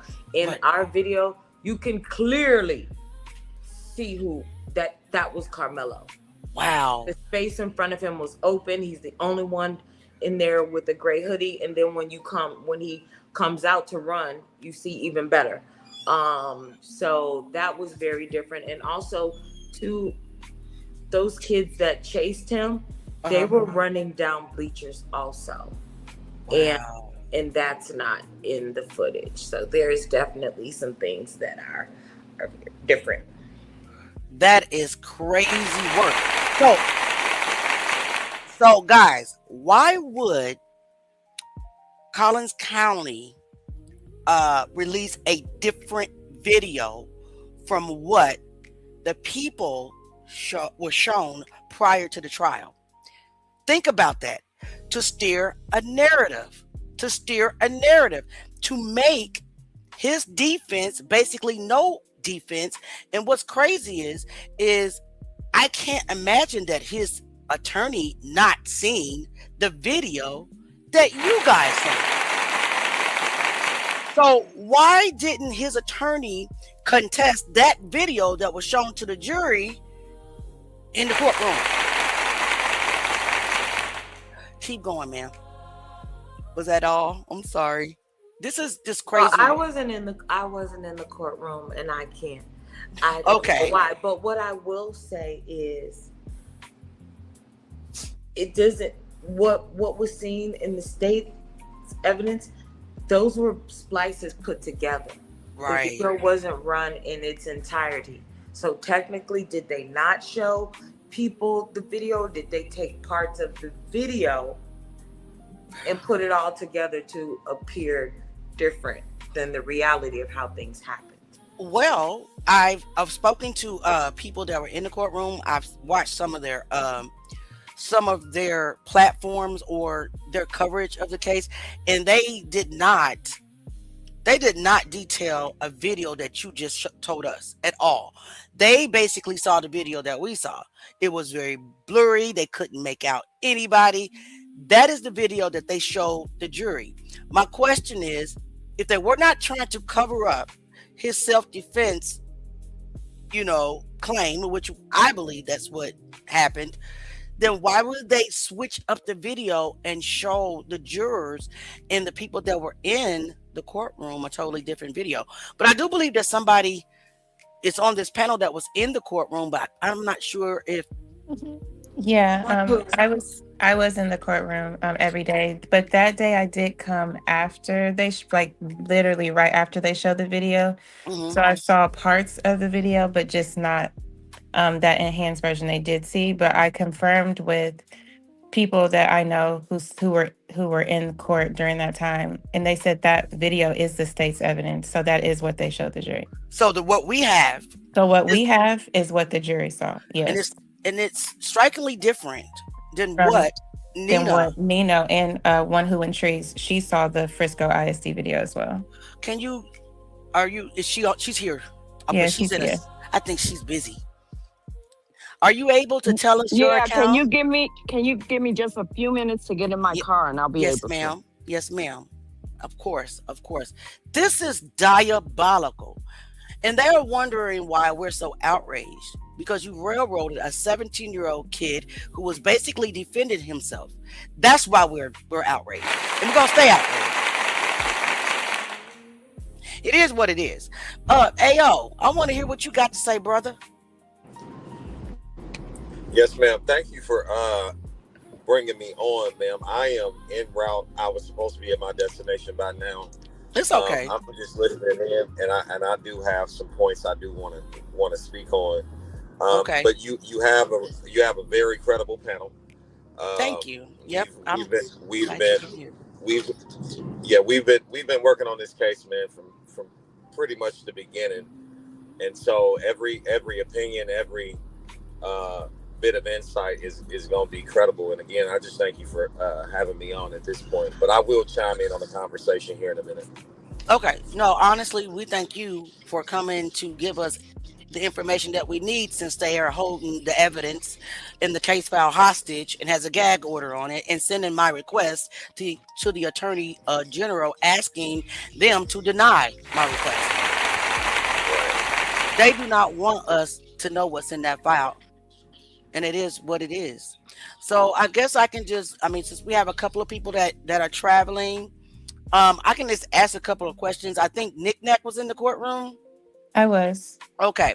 I know we touched on this a little bit yesterday, but I wanted to ask an additional questions regarding the witness testimony. Okay. Did the atmosphere in the courtroom change as different witnesses testified? If you can remember? I think probably definitely around EP. I feel like, or Eddie, depending on at what point he came into the case. I feel like the pictures of just showing how much they actually did know each other. And, just some of his testimony saying like, oh, I didn't feel the need to tell them I knew him. It was just some of his testimony it almost was like, I feel like some of the accountability started to shift on him. That's just kind of how I felt once he testified, in my opinion. And I do think there was some slight noises when those pictures started to come on the screen there. Well, let me ask you this, and then we'll go back to it says one whole intrigued. One who intrigues. Okay. Yeah. Will we be off if we believe that the some of the blame should be on Eddie? Are we off? I mean, I believe. No, I feel like no. Just even by his testimony, I try not to. I do understand okay, you guys, that there are. work with me. Can you hear me? Yes, ma'am. Yes, ma'am. We can hear you very well, loud and clear. Okay. We can circle back to our question, Nick Knight. Yeah, we can come back. Okay, that's fine. You have the floor, Miss Hool. Everybody, welcome Miss One Hool. How you guys? You kind of caught me a little bit off guard, but I'm okay with it. And I am traveling a little bit, so please excuse the little bit of noise. It's quite okay. I did go to court 2 days. I got into the courtroom one of the days, half a day. I did go to Frisco ISD to see the video, and I would say that Nino's accounts are pretty close to what I saw. I'm just gonna give a little short version. Okay. So when I got there to see the video, there were two other people that was there also to see the video. One was an Austin supporter. Okay.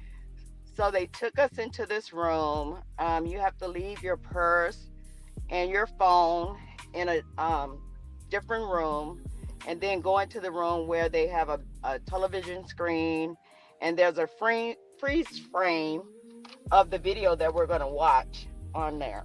Excuse me. Okay. So the canopy is up in the left corner, and in order for me to see it, I'm pretty short.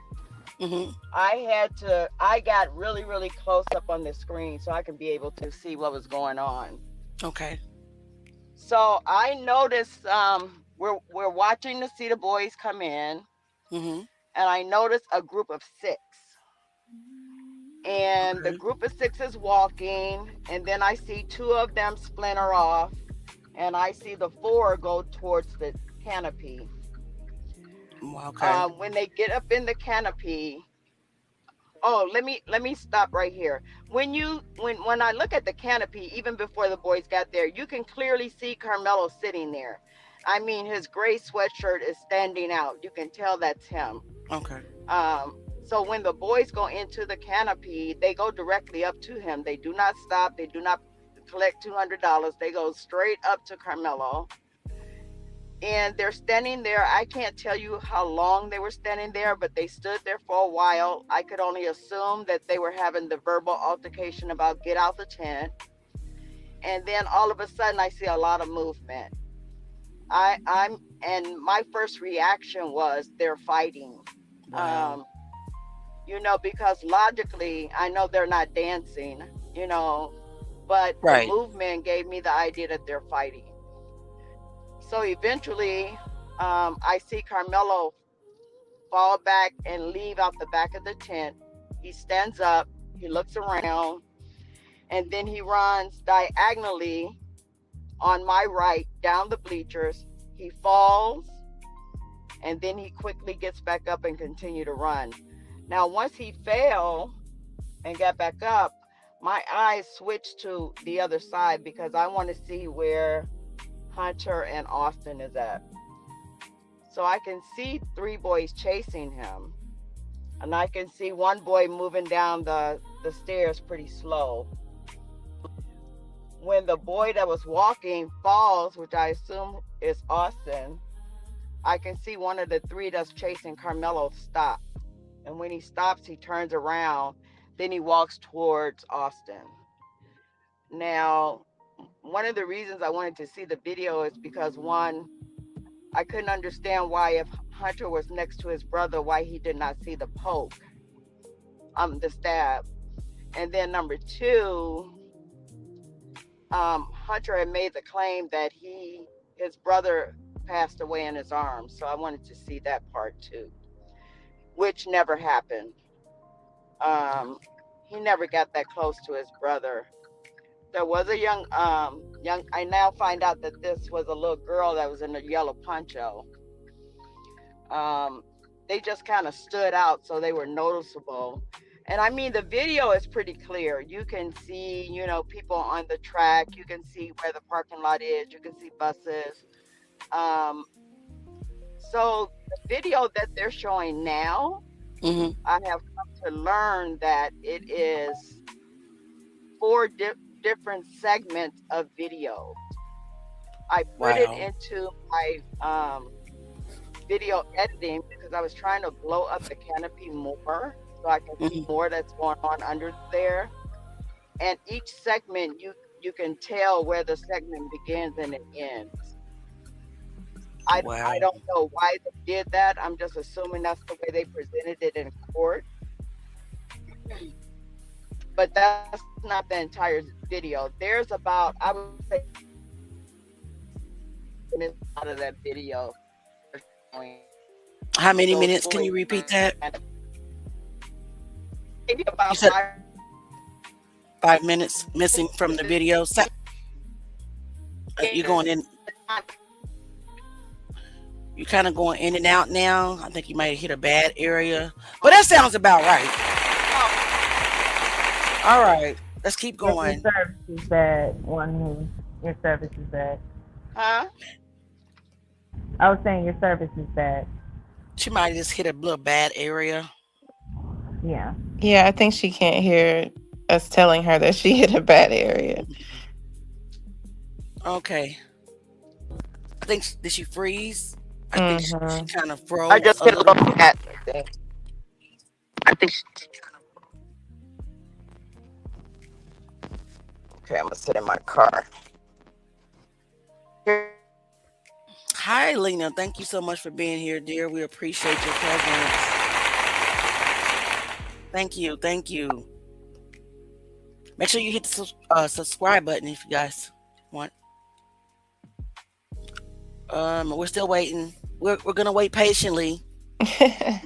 Okay, she's gone, but I'm pretty sure she'll be back. She'll be back. But it is so diabolical, right? To hear the differences in the video that was seen prior to the trial and what they showed to the jurors, and then also what they released to the public. But even as a juror, if a juror was directly just looking at the altercation, and they wouldn't have seen the other 2 kids that ran to the trash can and discarded something allegedly, and they would not have seen the other kid that allegedly circled back to get something out of the trash can either. That would have been hard, to identify as well, especially if they're highlighting just Karmelo. And go ahead. Oh, I was just gonna say, but even knowing that they were showed that didn't match the testimony of any of the children. They all came in and said, we came in and we sat down. And then after a few minutes, that's when everything started. But we can clearly see on that video that they come in at a fast pace. Hunter even passes Austin. Well, they're dressed alike, so you would have to know like their shoes and things that they had on. So Right. Hunter even he went past Austin to go up and went directly to Karmelo. So all this, we came in, we sat down, and then some kids started talking reckless. Even the video that they were showed and that was released doesn't show any of that. It's not consistent with the testimony in any way, shape, or form. So at all. And I agree with you 1000% that the video tells a totally different story. Like, it does not line up with anyone's testimony whatsoever. So when we speak about cover-ups, in my opinion, that is exactly what happened in this case. So since you guys have been researching the people involved, the Metcalfs and things of that nature, have you by chance found any connection between Jeff Metcalf and somebody in high places in Collin County? Because see, that's similar. I don't know if you guys know about the Kendrick Johnson case. Yes, we do. Okay, similar to what happened with the Kendrick Johnson situation. The FBI dad knew the sheriff and people in high places, so they were able to cover this up and destroy all the evidence. And we're still trying to get justice and find out what really happened to Kendrick 13 years later. Did you find any connection between Jeff Metcalf and anybody in power that's high enough in Collins County? I can't hear anything. I can hear you. I'm gonna defer that question for Raquel, for Justice for Karmelo. What was the question? I'm sorry, I just got back in. Did you find? Welcome back. Welcome back, sis. Y'all gotta get y'all Wi-Fi's together today. What is going on? Everybody busy, but it's okay. We here for we here for any. It's Friday night, right? But we're here for it. We're loving it. So I wanted to know, Rock, that did you find any connection between Jeff Metcalf and anyone in high places in Collin counties that he could orchestrate this cover up? I'm gonna call it what it is. So this is what I will say. There are a lot of connections when it comes to the judges in Collin County. For example, I believe that was it. That same judge. Which judge handled the Metcalf's divorce? Oh, I don't know. I don't believe it was Roach. Wasn't it Willis? I'd have to double check, but I believe Greg Willis's wife handled their divorce. Yeah, so I'd have to look into it a little bit more, but there's definitely a lot of connections there. If you can give me a couple of minutes, I have someone who's definitely made the connection. I can confirm with them exactly how it goes. Okay. We'd appreciate that, doll, if you can get that information, because I'm trying to figure out. Hey, Temper, thank you so much for being here, and thanks for correcting the person that's using all caps. We don't use all caps on the panel, even though I know that you were just asking a question. I thank you for your question, Lena. But all caps are preserved for moderators. Just let you guys know. So please don't use all caps.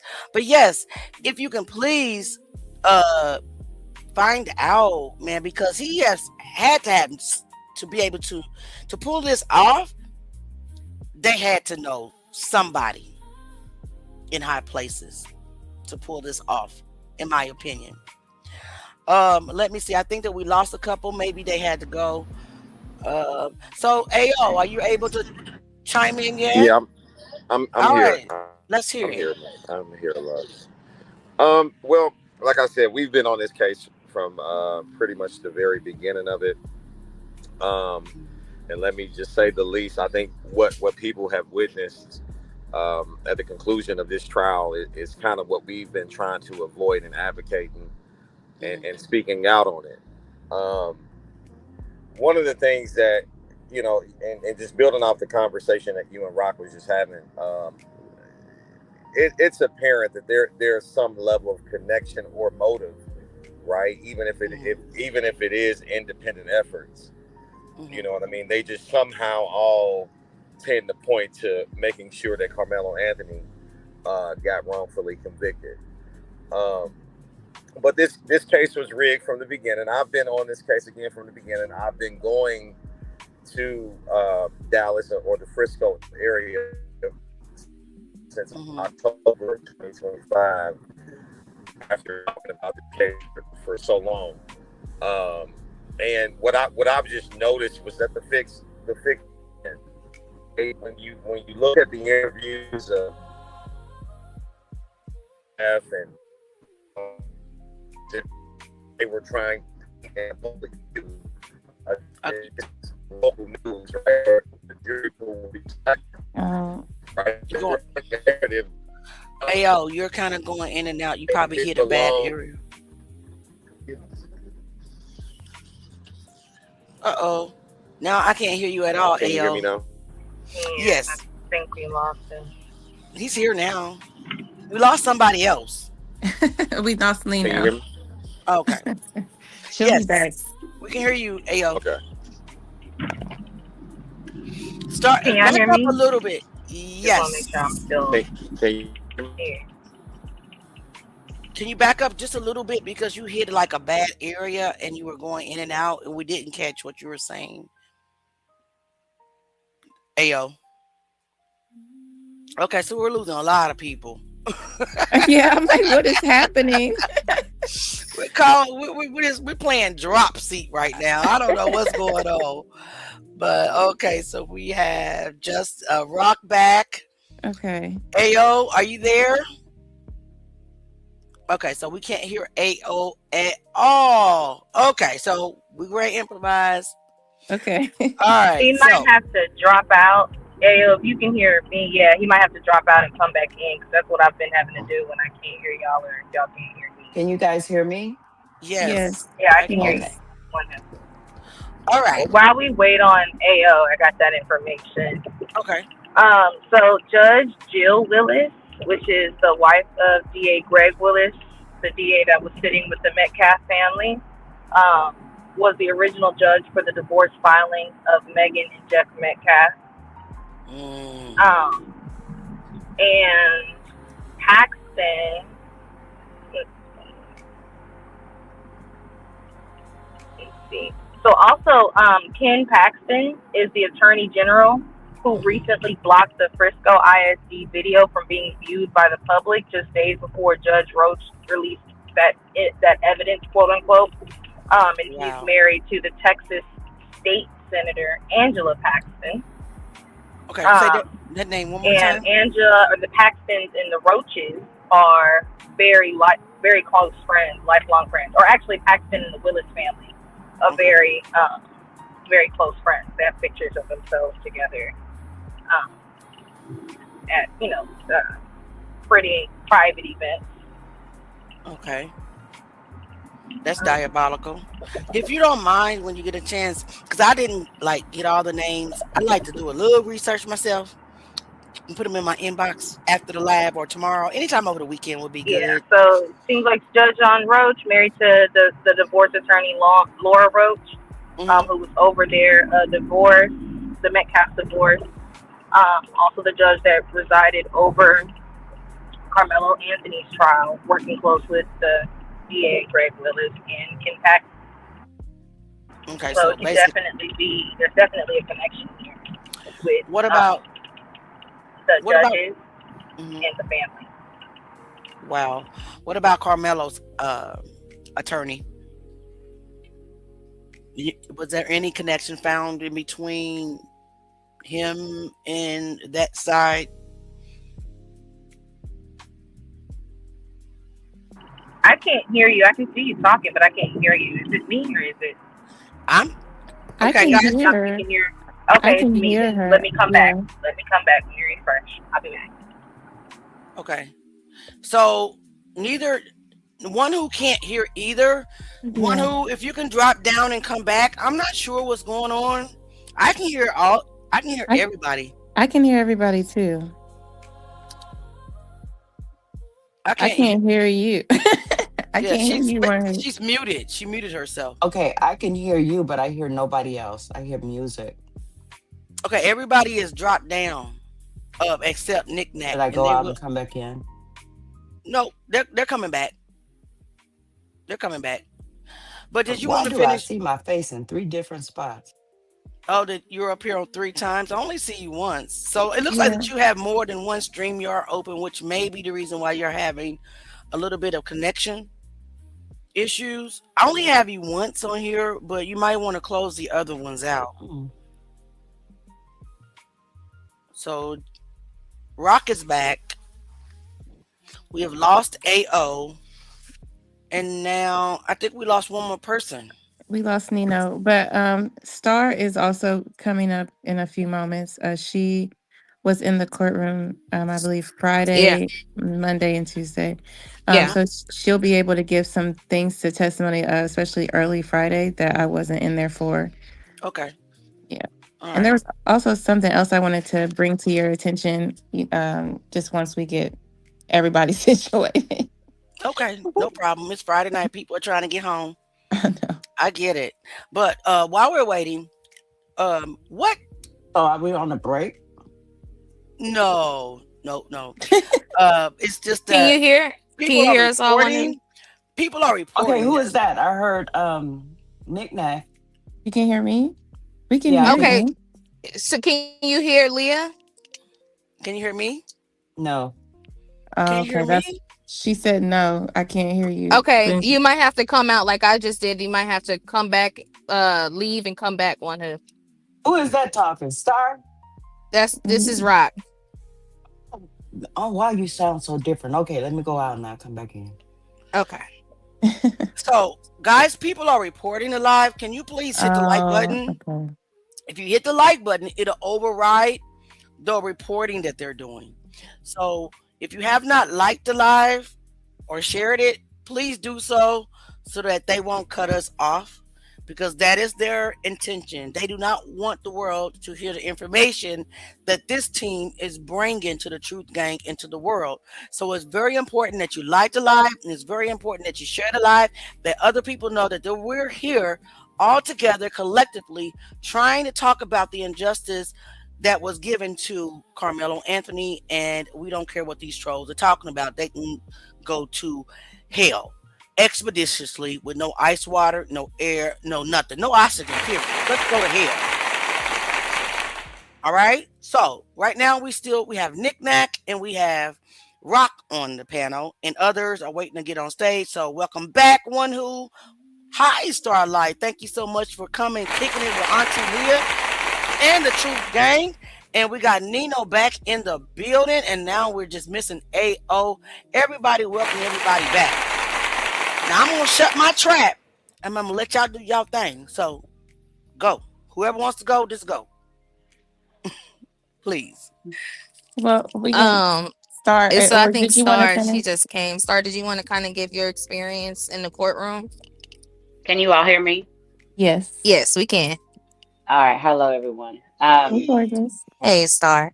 Hey. So, okay. So you're wanting my experience in the courtroom. Hey, Star. Hey, One Who. What's going on, boo? My experience. Where would you like me to start? Because it was a lot. It was a lot as far as just, for one, getting in the courtroom. That was a battle. Just to have to wake up at 2:00 in the morning to get in the line in time to be part of the 27 of the public. So that was a battle in itself.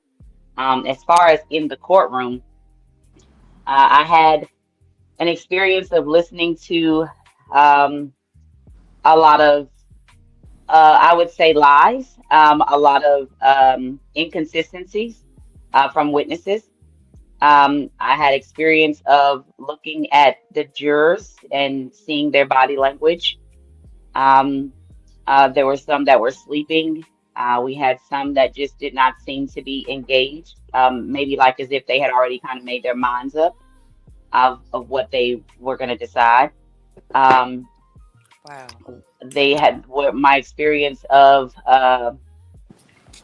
it just I was uneasy each day when I left out of that courtroom for breaks each day.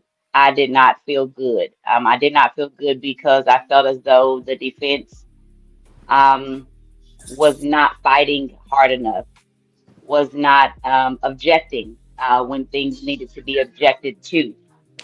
Um, what else can I tell you? It's just so much. The If there's floor. any one specific question anyone's having about it, then I can, make my point to that. But I was not happy I at do all. have I have one question because this is what I've heard on social media.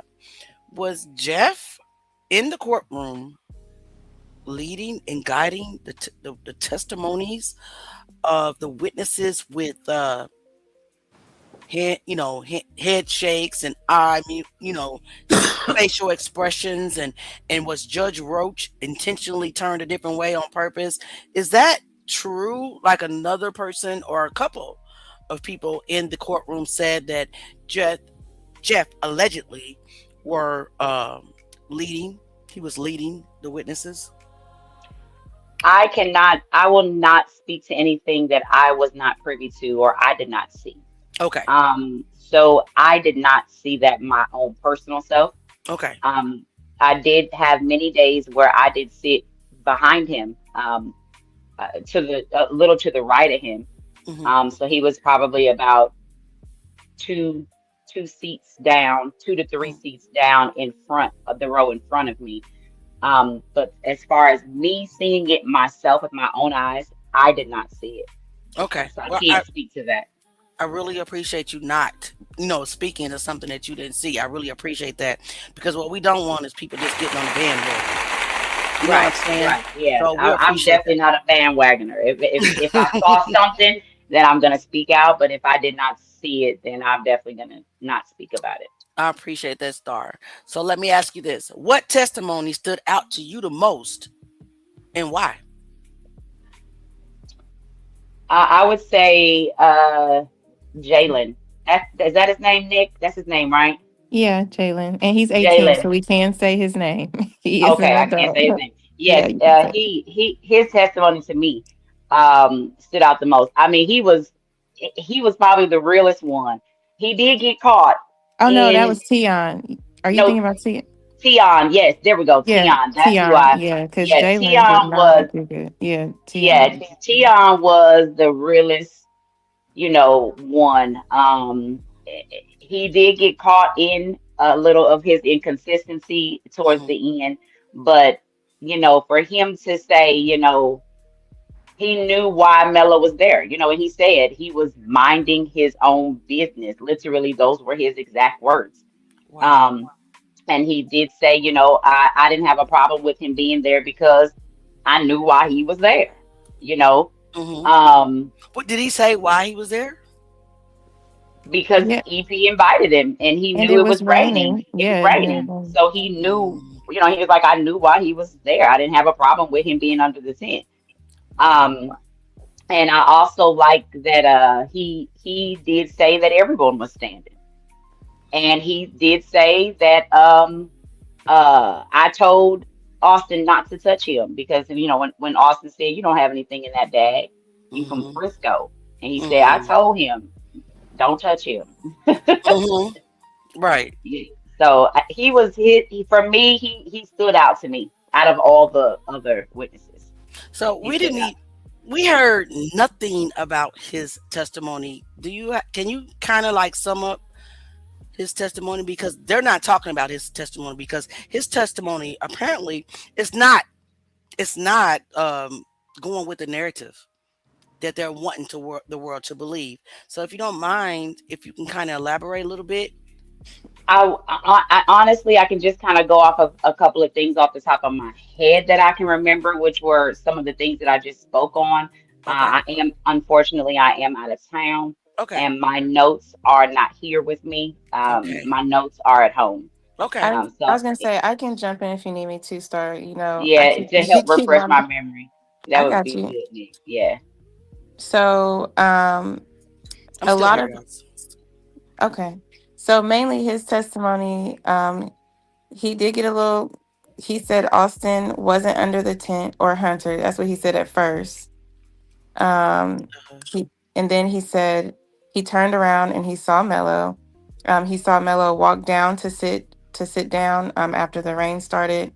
He said he was minding his business. And he understood why he was under there. And he wasn't bothering anyone. So he didn't really question why he was under there. He said he understood. He said he saw him. I can't hear you, Nick. Is Nick talking? Yeah. Yes, Can anyone hear me? I can hear you. You can hear me? Okay. I can't hear her anymore. Nick, are you talking? Because I can't hear Yeah. you. Can y'all I hear can me? hear you, Nick. I I can can hear hear you, you, Star, but I Star. can't hear Nick. Okay, Nick, drop out, come Can back you hear me, in. Star? It's me. Yeah, I Y'all can hear can- you. Who's that, Nino? I can hear Yeah. you. I can hear all of you. Yeah, I can hear you, Nino, but I can't hear Nick anymore. Okay. Okay, Do I need to drop? I don't hold hear her on. either, but I see her. Do it again. Try I say see something, Nick. her, but I Oops, don't did hear she her. drop? No, I'm Say, here. No, Okay, I Y'all see her and I everybody. see her Now I mic hear moving you. too. I But didn't y'all say can't hi hear to everybody when I came in. How's everybody doing? hi. What up, uh-huh? I can hear you. Can you hear Nick? I can't even hear the host. Is the host Okay. speaking too? I am. I am Yeah, we're So speaking. can speaking. only me, Nino, and one who hear each other? I don't know because Yes, I can I hear can hear I can everyone. hear everybody. I everybody. hear I everybody. can't hear you, Auntie host. Lee, Okay, hold I on. can't hear the host. What about now? Can Yeah, you I hear can me hear you. now? I can't hear the host. Oh my Yeah, me goodness. either. What is going What's on? I happening? can hear You know Star what? and Nick Nack, but I can't hear the host. I Should I am They're not leave? trying. Should I leave and come back? Do you think try. it's me? That's I what don't I know. did earlier. I can see the host mouth moving, but I I can't hear her. I Yeah, can hear when everybody. I I dropped can. earlier, I couldn't hear Me anybody. too. I can hear Everybody drop everybody. down and come back. Okay, I Go we'll can't out do and hear the that. host. swipe Go down out. and swipe up. hmm No. Now hold on. Let me see. Put it in the private chat. Go out. I wonder if we should log out and log back in. I can still hear you, Star. I can I hear just don't hear the everybody. host. Hold on, I got a message. Go out and come back in is what she said. Yeah, for a She second said I go couldn't hear out. Nick Nack at all. So I I She came said and go out and come dropped back out and in. Now I came don't back. hear Star. Can you hear I me, Nino? Nino? Yeah, I don't hear Star either. Now I don't hear anybody. this I is hear so you, Nino. Yeah, I hear Nino. I don't hear Star. And she just dropped out. I'm sorry about this. We it's I so, actually don't hear we're also anybody. used to like TikTok. We're not used to StreamYard. So I can definitely hear every last one of you. All I right, can See hear AO's I think I'm good. I Can see you guys AO's hear me? circle moving, I but I hear don't you, hear her. AO. I hear everybody. oh, I don't Okay, hear can you hear AO. me? Because I don't see my picture. Can you hear me now? I can hear I every I hear you, one who I don't hear AO. Okay, I can hear AO. I don't Oh know. Lord. Okay. I have no idea what's going on. I have no idea what is going on. I hear everybody. Hello? Now I don't hear Everyone. anybody. I can hear you. I can't Okay. Can hear. you hear me? Is the host talking? I can't hear the host. Ayo, can you hear me? You know, the devil's a lie. I'm Ayo. so this is crazy. The devil is a liar. Oh my God. All of a sudden we can't hear each other. And the chat, everybody hears everybody. Now I can't hear nobody. You can't hear me either. I can't even hear the host. I'm right here. I can hear everybody. It say you're in the show. Everyone can see and hear you. Nick Nack. Nick. Mm-hmm. You can hear me? Yes. I Can you can hear the hear host? you. I can hear you. She's not talking. I'm right here. I She can is hear Oh, I her. now. can hear You can hear everybody. her? Yes. I cannot hear the host. Yay! I Oh. hear you Oh though. darn. I hear you, but I don't hear the host. I can hear everybody. I don't I'm know gonna what's have to happening. She told me to go out. I went out and came back in and still can't hear her. Ayo is disconnected. Okay, so now he's back. I'm gonna go back out. Can you guys hear Maybe me? I'm gonna go back I out can and come hear back in. you. I can hear Yes. everybody. But now I can hear everybody. You can? You can hear I everybody? can't hear you. Yes. I can't hear the host. Oh anymore. I Lord. can't hear nobody but you. Is Nino talking? I'm talking, but I can hear Star, Ayo. All right, let me go out. Can't hear the Let host. me go. Let me tell the host I'm gonna go out and come back in. Okay. So, who wants to talk while we having technical Yeah, I difficulties? can't hear the host. It just keeps going in and out for me. It's getting This is frustrating. crazy work. I know.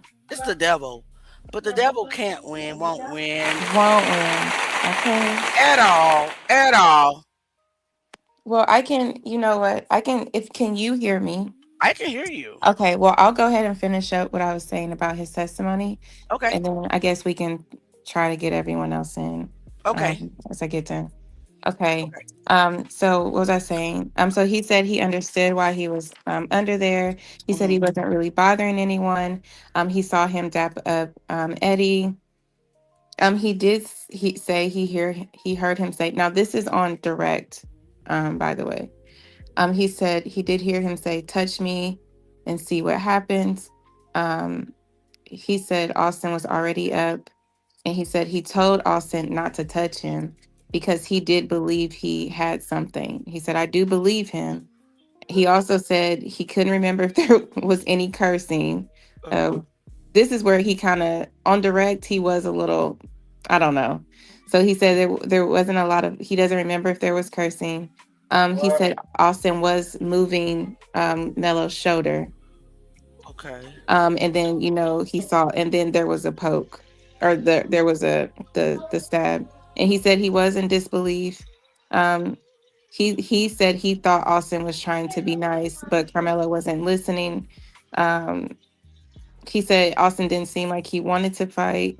And then they asked him, what does touch me mean to you? And he said, well, he touched his shoulder, with two hands. And then I want to note, I wrote in my notes that at that point, the other kid said it was one hand. So I noted that, they had two different accounts. Right. He said he was being aggressive to move him. So he was like, he was being aggressive to move him, but he didn't think he wanted to hurt him. And then he said everyone was seated. He said, then, Austin rolls down the bleachers, and he jumps up and says, I was stabbed. And then they asked him, did Hunter play a role in it? He said no. He said he was trying to get the trainers, and this kid said he was trying to get the trainers, but the trainers weren't moving fast enough for him. Who was trying it? The kid. I don't know, because he's still in school. So I forgot he was still in school when I said his name. I'll just call him T. Okay. I'll So call him T. I didn't see anybody on the video trying to get anybody, but So okay. right, and this is where my confusion comes in. And if you want, we can do that in real time. So Melo's teammate said that where he was on the 35-40 yard line spot, he said when he was looking up, he did say he saw him. He said people around him, because they were very particular about him saying surrounded. So he said he saw people around him, and then he said he saw one person trying to break up the fight, and then other people like around Melo. So it would be consistent what T said, because eventually he does say on cross he stood up, because he said at first he didn't remember, and then I can't remember who. I think Shook did his cross, and he said, do you remember what you said to the police that day? And he said, oh yeah, well, I stood up when Austin stood up. Okay. Because he said he was trying to stop him from touching him. Okay. So we all saw the video, and we know that was not an unaggressive touch. Exactly. Correct. Right. And we all read the narrative reports, and we also know that Austin touched him more than once. Exactly. Okay. So I call BS, and they must have got that he wanted to probably tell the whole truth, but he was trying to water down the situation. Oh yeah. He definitely, because like I said, he did have some inconsistencies, but there were some things that I do think um he did try to be truthful about. Because he said I believed him, and he also said he believed that EP was recording. And EP said he didn't, because he even asked Eddie, like, did you recorded, and he was like, no, I didn't. And Eddie said they didn't ever have that conversation, that Jose was the one that saw him recording. But I'm like, it was all over the place. Right. Yeah, it was all over the place, honestly. So let me ask you guys this: Were there moments when the courtroom became noticeably emotional? I would say, is Starback, because there was a moment where I'm here, but I okay, can't hear her question, Nick. Just okay. tell me what her question is, because I can't She hear the host. I can only hear you. You can only hear Oh me. Okay. wow. So Yeah. for you, were there any notable moments in the courtroom that everyone was emotional? For me, I'm gonna say the 911 call that I told you about the other day. But Star was in there when they showed his body on the body cam. So I would really like her to speak to that, because when everyone came out the courtroom, I could see everybody was sad and kind of crying. And I was like, yo, I said, what just happened? And Wow.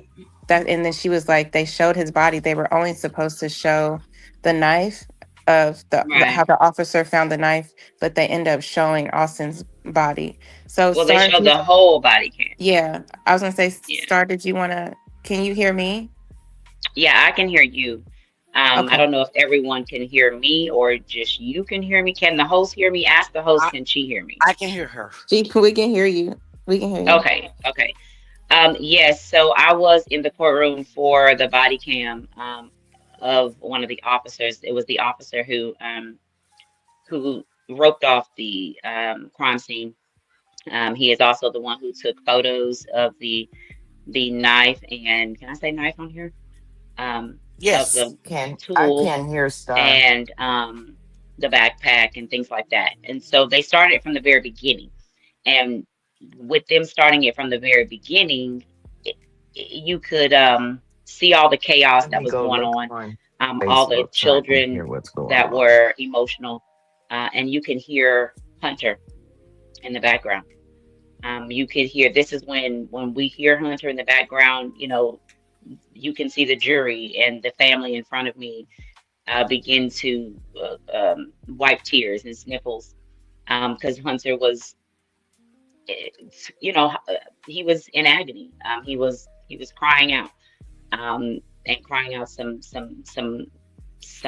words, and you can also see Austin on the ground.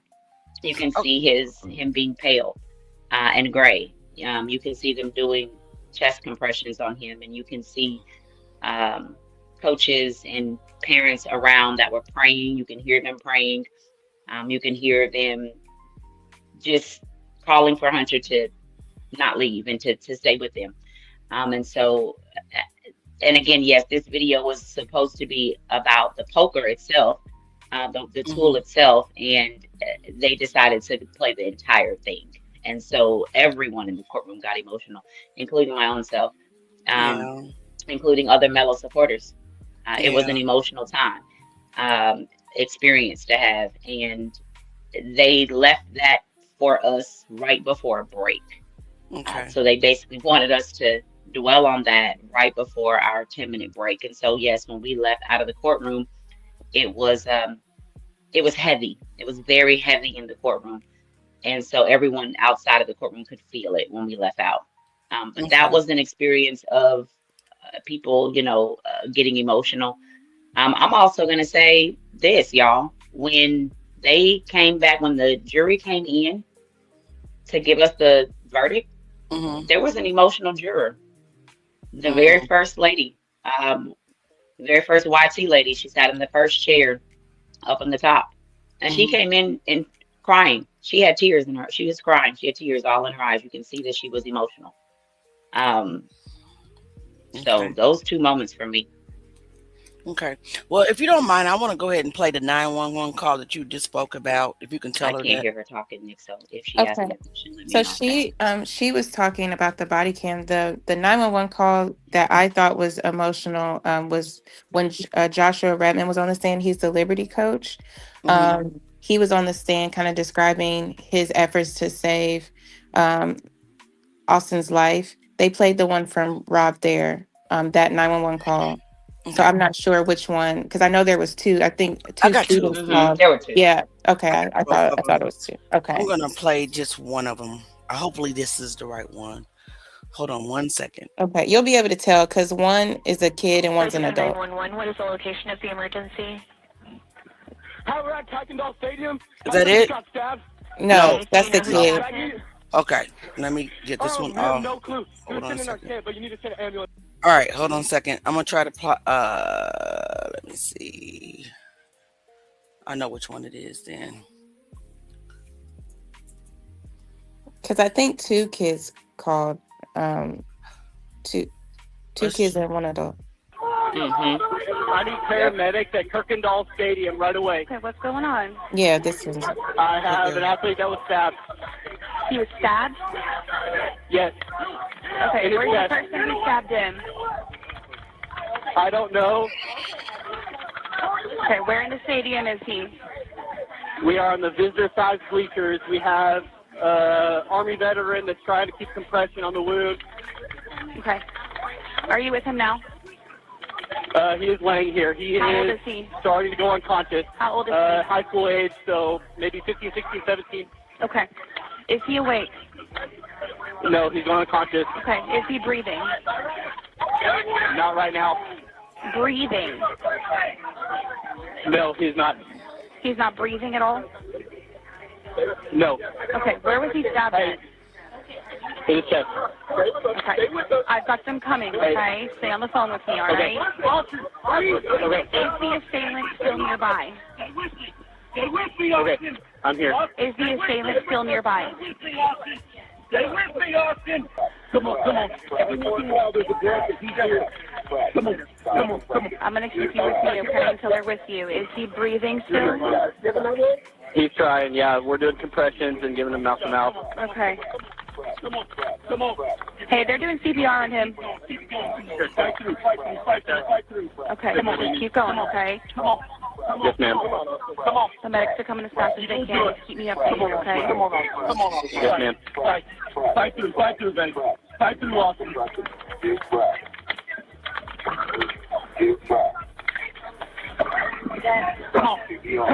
Come on.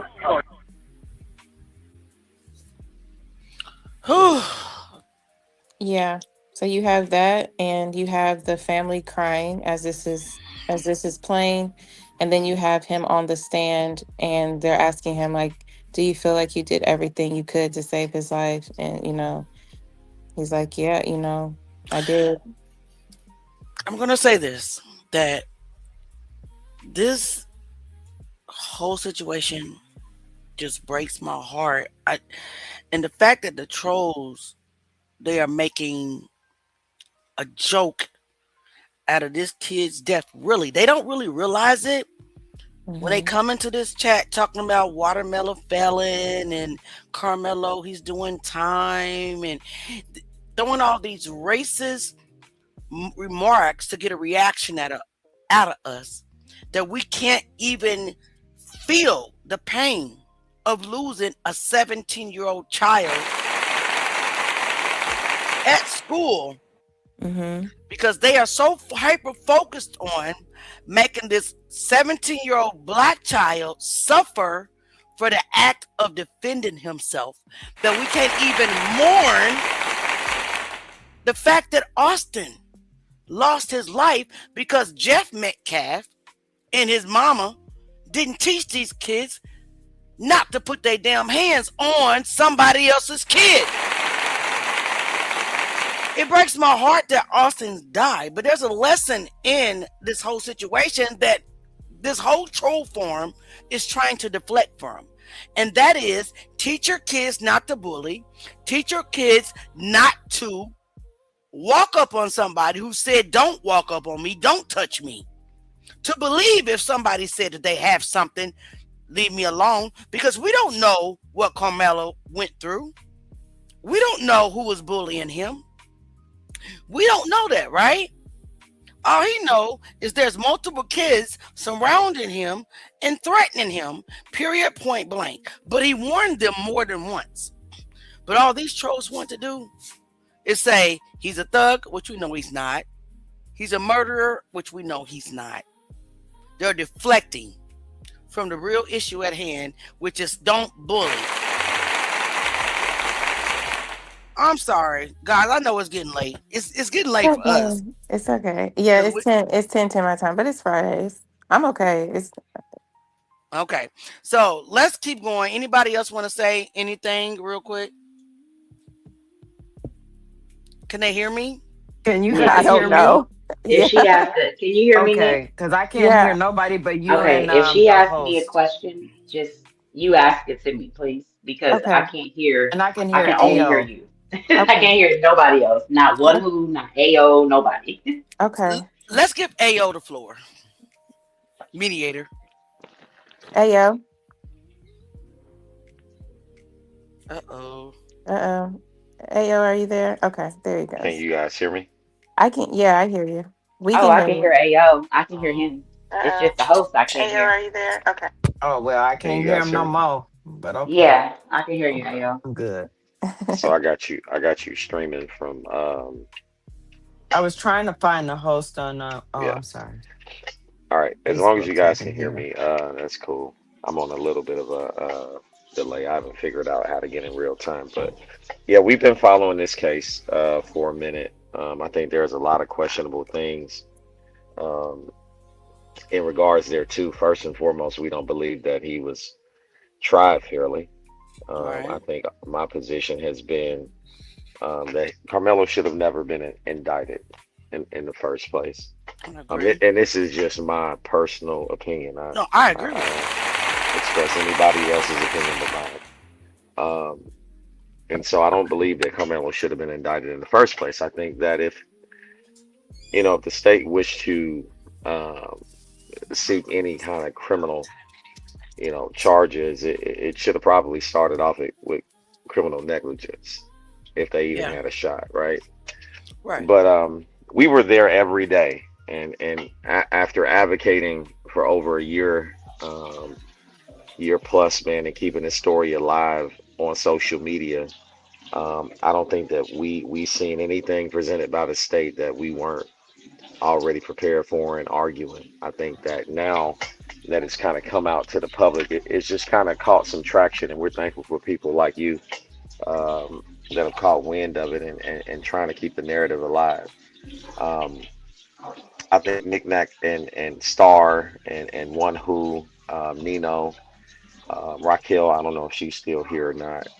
All of these women were at the forefront I'm here. She's here. and gather incredible information, man, and taking their time out to go see the video, take notes, and present them online. And I think what we've seen was inconsistent statements from state's witnesses. We did not see the state actually, in fact, establish knowledge and or intent that Carmelo, did indeed murder Austin Metcalf. I don't think we've seen that at all. And on the flip side, I think that we didn't see the greatest defense put up on his behalf, and I think that was due to a lot of the way that Judge Roach really ruled this case with an iron fist, and then it's kind of like Auntie, it's kind of like he threw the rock and then hit his hand with his press run after the fact of admitting to some type of error, but not really all of the error. And I think we see it, man. I think we see how they ruled this case and how unfairness has affected us all over the course of. I think we see it, man. I think we see. I'm sorry, guys. I think we see it over, how unfairness has affected us over time, and I'm thankful that we've been able to have it from a transparent perspective. I agree with you 1,000%. Do you know that? Were you getting ready to say something? I was. I actually lost my panel members because of this case. I had a couple of people on my panel for a long time, and we were tackling the Kendrick Johnson case. But because I stood on the fact that they railroaded this kid, I stood and took up for our people. And I stood on the fact that I was not about to allow the ops, and when I say the ops, the people that come in under the guise of, oh, we're for justice, oh, we love black people, oh, blah blah blah, I'm not racist, would blatantly come with disrespectful comments on the day that they dealt this kid this blow. I lost my panel. And I just want to say that I'm so glad that I stood my ground, because I recognize, because you can't be in the Deep South and don't know what racism is. Because this person, this white person, well, I didn't know my comments were insensitive. I stood on that because I just knew what they did with this kid, and you was not going to play on my top. And any person that are for justice and for their people, and any platform is for injustices against any people, period, is not going to. We're not going to make excuses, basically, and we're not going to easily accept injustices when it's blatant. Let me slow it down. Blatantly in front of our face. And what they did to Karmelo Anthony, a kid with no record, very smart, right? A leader, clearly surrounded and violated. Clearly he was assaulted. We're not going to stand for that. We're going to keep fighting. And I got a whole song called Quit Throwing Rocks and Hiding Your Hands as well. So I really appreciate each and every one of you. It is getting late. And I'm sorry. And I don't want to cut anybody off. But do you guys want to come back? We can. If you guys don't mind. Yeah, we can. Yeah, we can come back. What day would you guys like to come I do. back? I really do. I really do want want to to. hear And it. I apologize. I was supposed to be in. As long as it's No in the apology. evening, I'm good with that. We are always Um, live. are y'all available on Sunday? Yes, that is like our Yes. main show. Who is that speaking? Who is that? Me. Is that Nick? That's right. And I'm actually available all day Sunday. So, whenever, y'all want to do it Sunday, that would be perfect. Yes. We can do it Sunday. Sunday works for me. It does. It just depends on the time for me when it comes to Sunday. My son has baseball right now, and so he's gonna have a baseball game on Sunday. I just don't know what time, and then I'll be traveling home after that game on Sunday. So the travel home is great because I'm in the car for 4 hours. Well, it's always the evening time. We're always like the dinner show. Okay. So it's always around 6:45 if that works for you guys, which is 7:45 for you guys, which is 7:45 for us, 6:45. Well, whatever. Well, I'm Eastern. I'm Eastern too. Yeah, I think me and you are the only Eastern. Everybody else is on So Central. let's accommodate them. Okay, that's fine. So 6:45 Eastern, which would be 7:45 for Maybe them. we'll be able to hear everybody. I'm Hopefully. Central. Well, that Central is the is the hour behind us, or behind us. What the hell? Well, So, yeah, y'all figure it out. We'll figure it out. Let me know. I think it's Rock that has my inbox. Anybody can inbox me, by the way. I am Leah A. Ficklin on Facebook. Inbox me. Let's get this together because we really need to get into the depths of what really happened to this kid. Because while they have this dream team, it is so important that we continue to raise awareness to the injustice that was served to this black king. Period, point blank. I don't care how mad they get. I don't care. It don't bother me at all. You know what I'm saying? So let's just let's keep talking about them. And we wasn't there. We want to know the truth. I need to know what really happened. And because they are so hell-bent on keeping this file under a gag order, we have to know you guys' perspective, if that makes sense. So not tomorrow night, but Sunday night. Is that what we're agreeing to?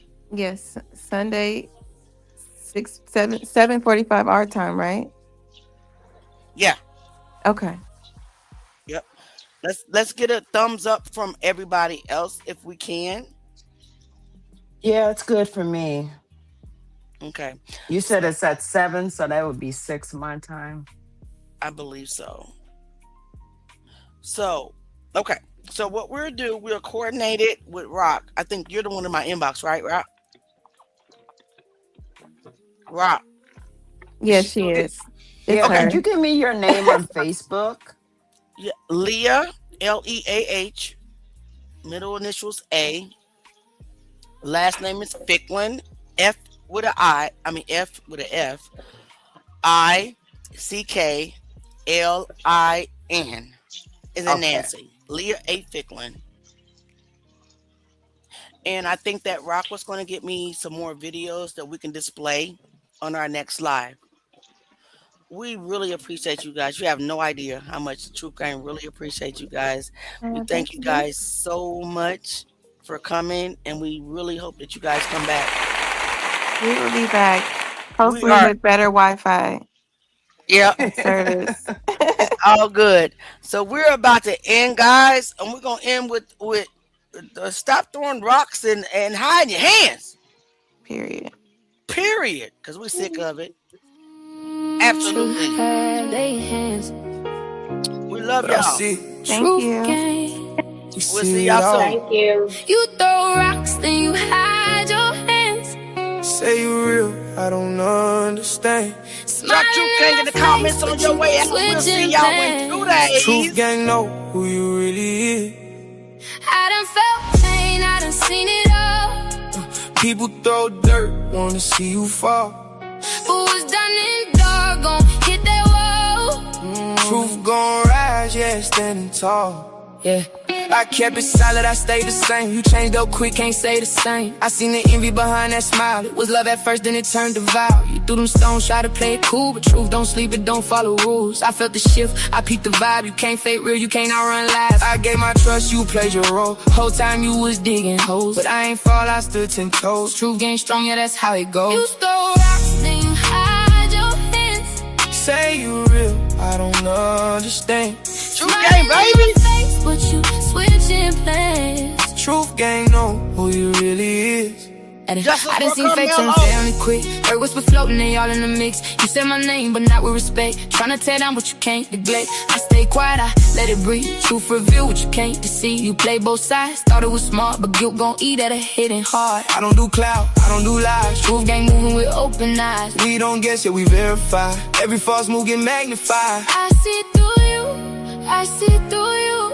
No more lies, no more disguise. Truth don't die, multiply. Nah, it's coming back, yeah, circle tight. Everything done gon' meet the light. You can run fast, you can change pace, but truth gon' find you face to face. I ain't bitter, I just learned. Every fake bridge gon' get burned. I stay real when it got hard, now I'm healing from scars. Truth Gang here, yeah, we stand strong. We been right even when they said wrong. This bigger than me, this bigger than you. This for everybody chasing truth. Truth can. Hey, we love y'all. We don't. I might see y'all tomorrow, but this panel, free Karmelo Anthony, Sunday. Peace. Please like, share, and subscribe. Thanks for coming. Please like, share, and subscribe. Come back again.